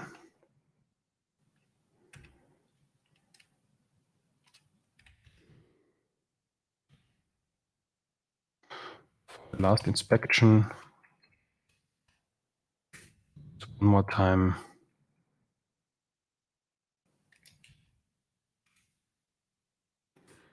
This time get a hold of the operations. Let's use explicit types.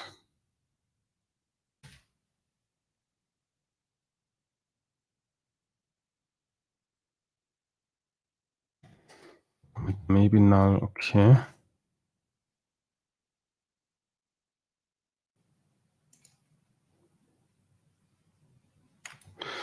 We don't need that.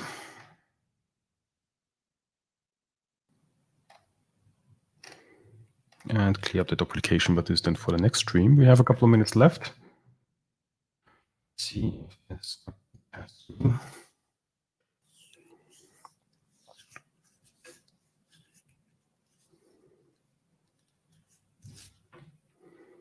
Cool.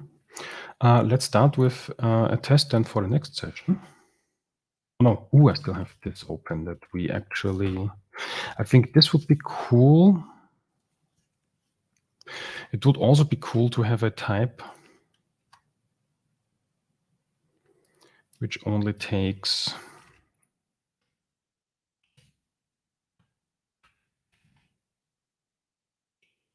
code fixer.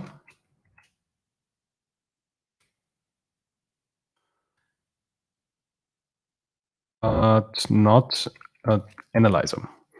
So then we could have something like, okay, let's only allow fixer. And then we need to like produce some diagnostics. So we could do then like this here.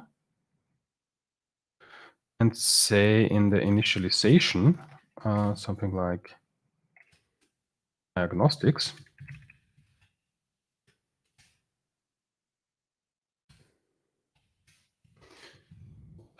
Diagnostic, and at position 0, we have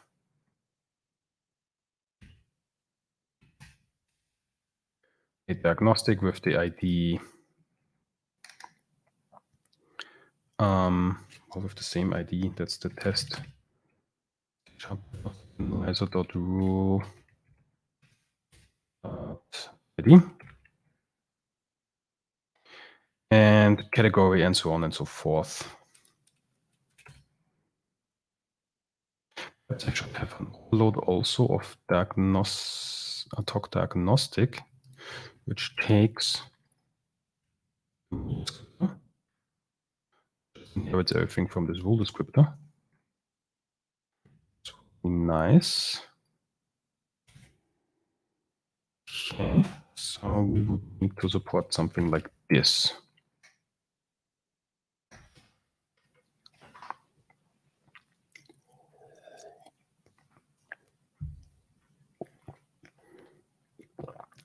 And then we will need to also always have a code fixer, a diagnostic analyzer as well.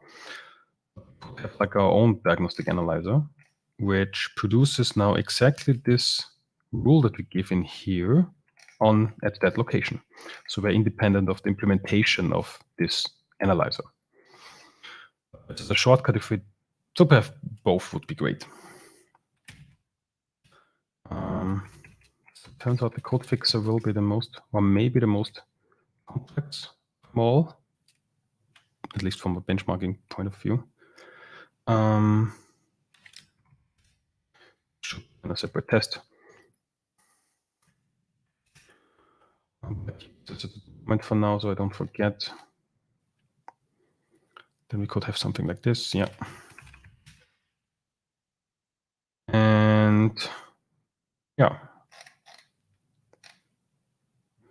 Other than that,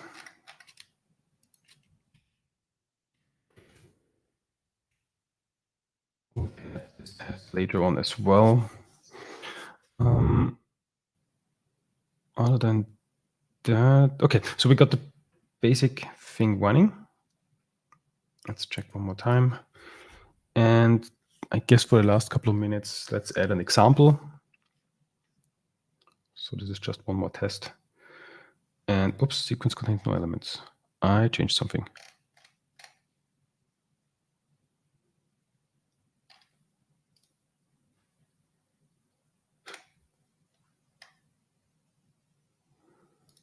Okay.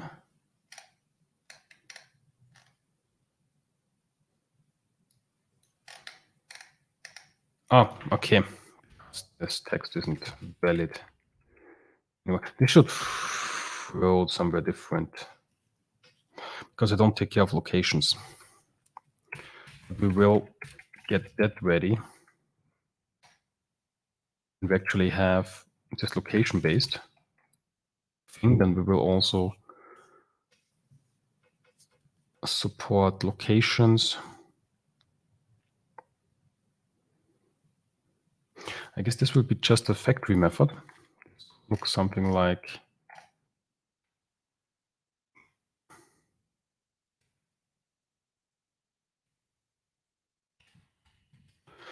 we could unseal.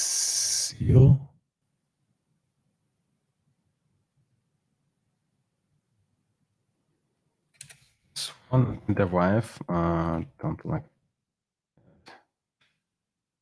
sealed. Or I could make the constructor protected and nobody can inherit it. Nobody can instantialize it with the new. Instantialize? Instantiate. Okay, some API design. I thought about having like the same thing, but basically being C# provider with where the diagnostic analyzer is like custom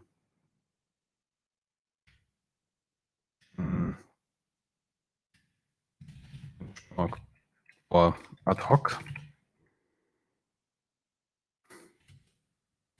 diagnostic analyzer, which actually then produces those internal sealed class.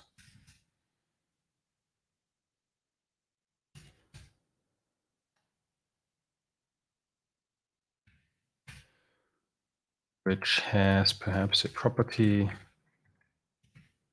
can set diagnostics.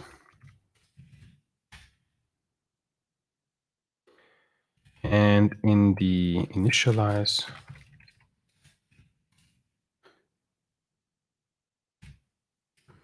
would then basically report these diagnostics. So something like for each over the diagnostics.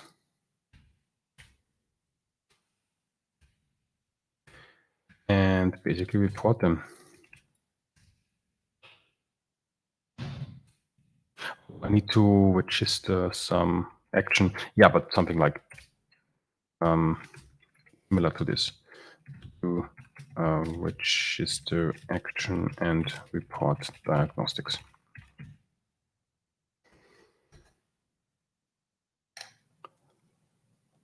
But then I must unseal this one.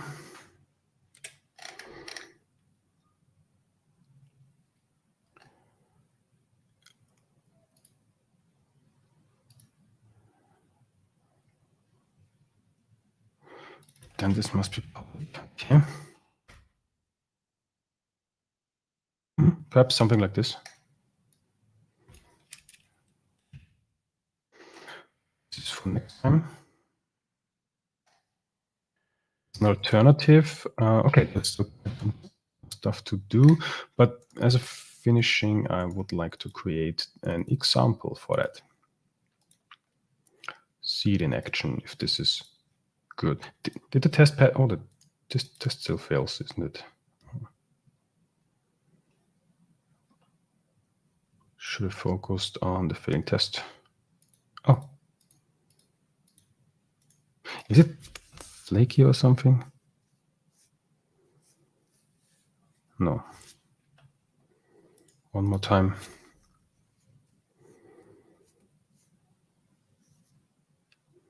Looks all right. Okay.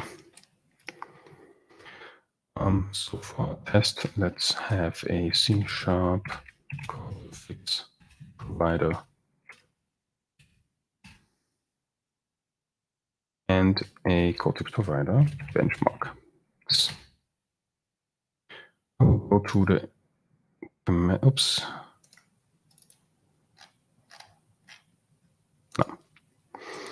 No. We have a global setup.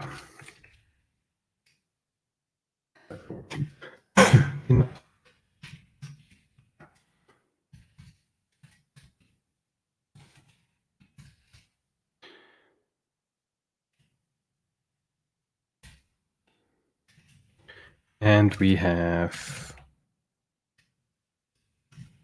benchmark itself.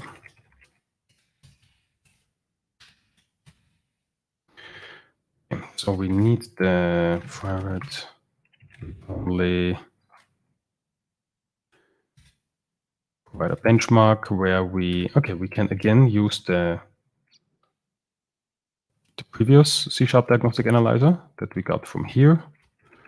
So okay, I guess I still have this open. And we need our own C# code fix. I didn't have a typo. Pro. Also we need a file. No, it does. Oh no, I just have the typo here again.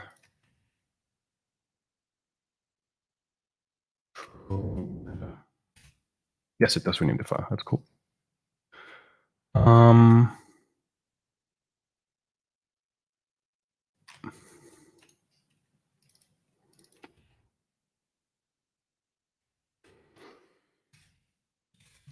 Which is our benchmark.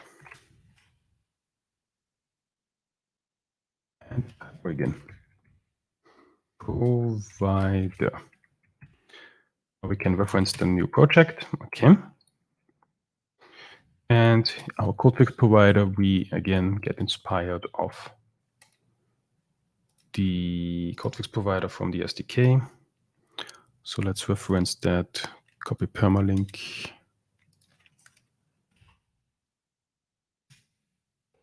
C.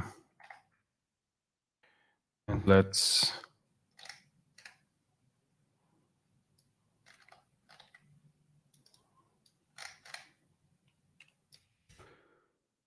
that one again.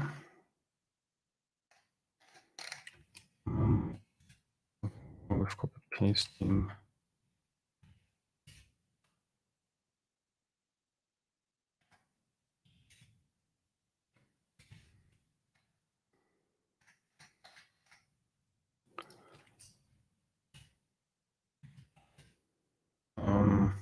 Format in white, I'm not sure.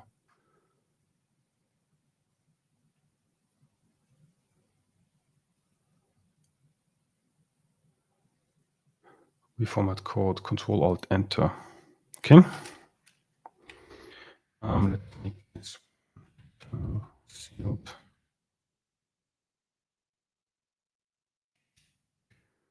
Also add this one for the sake of completion.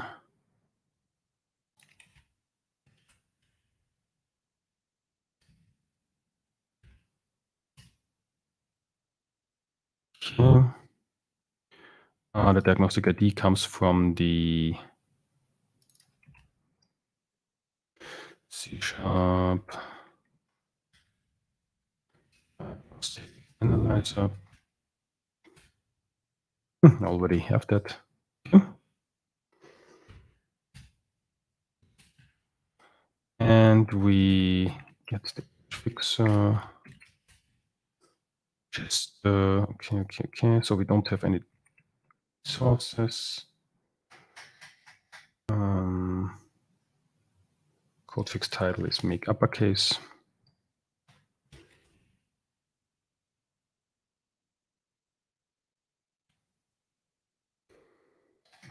use the name here.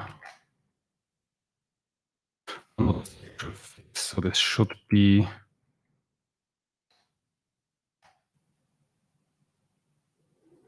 code fix. It seems weird.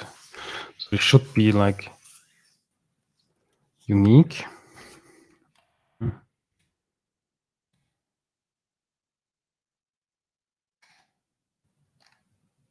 Perhaps I use the ID again, because the ID should be unique as well.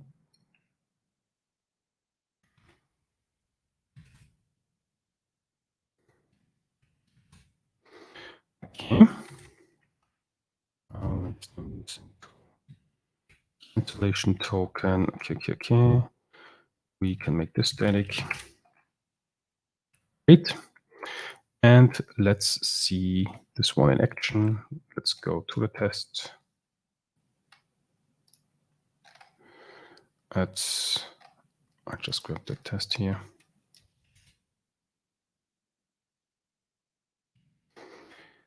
In the benchmark, we initialize it.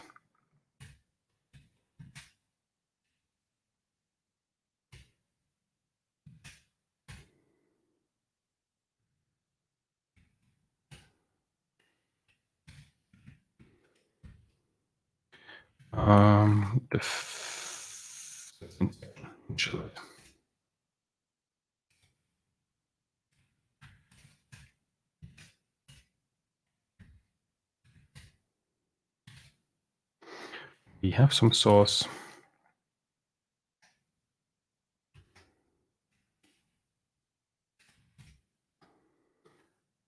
Using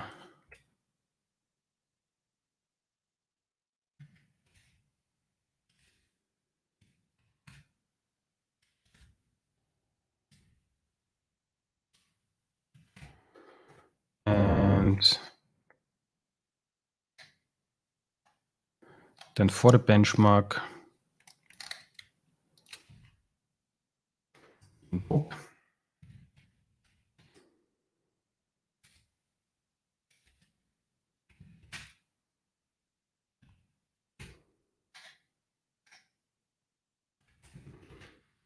and the task. So source will be tests. And for cleanup, we have our fixed test. Mistake, I will have here some spaces in. Oops. Get an error. And we say benchmark.inspect.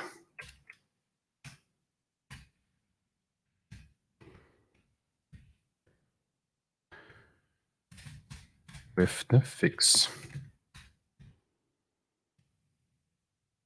Turn the type. And let's run that.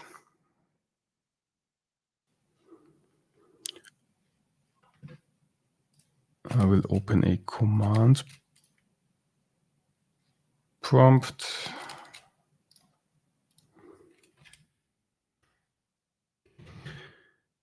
Run the series.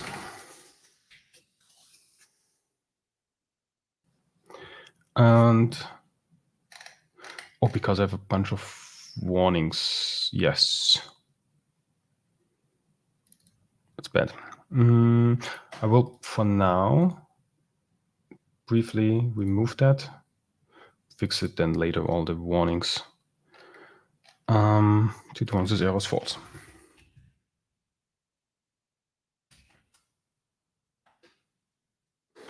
Just keep running.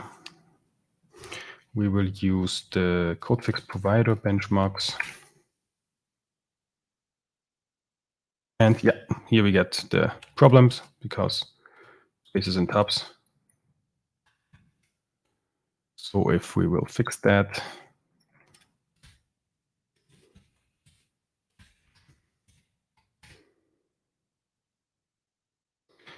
now the benchmark should run just fine.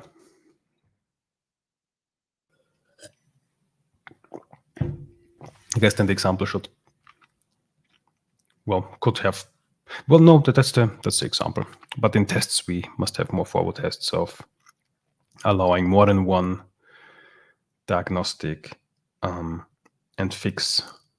So we need multiple documents and also have this other type where we can basically create diagnostics without explicitly declaring it, but using this location syntax, the markup syntax. Okay, cool. That seems to work. We get some result. We made sure to invoke as little as possible in the invocation phase and got our first code fix provider benchmarked. So the basic functionality is ready. It just now needs more use cases. With the sealed because that type is sealed. And I guess this is it for today. So we did follow up on the last session and we started to implement CodeFix Provider. We will continue with implementing CodeFix Provider next time, which is in a week from now, same time, same place. This is the first time I'm not exclusively on Twitch anymore, but also on YouTube. I hope this worked well. And yeah, we will continue with the CodeFix Provider next time. Let's see if we can do the rest in 2 hours. I thought it, so we need at least the next session and perhaps then one additional session. But in latest in session 13 then, so we'll continue in 12 and latest then in 13, we can finish the CodeFix Provider and then only have 2 C# components left for Roslyn. The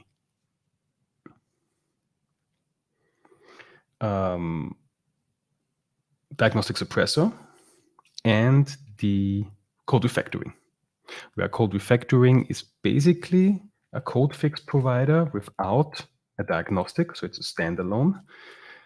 And the suppressor is basically the opposite of a diagnostic analyzer. It suppresses, it conditionally suppresses diagnostics. Non-error diagnostics. So warnings and infos could be suppressed, not a compiler error. This is not how it works. All right. Then we are joined. If you joined on Twitch, thank you to the Twitch viewers. If you joined on YouTube, thank you for the YouTube viewers. Thank you for staying a while and listening. And perhaps see you in a week. And may Roslyn be with you all.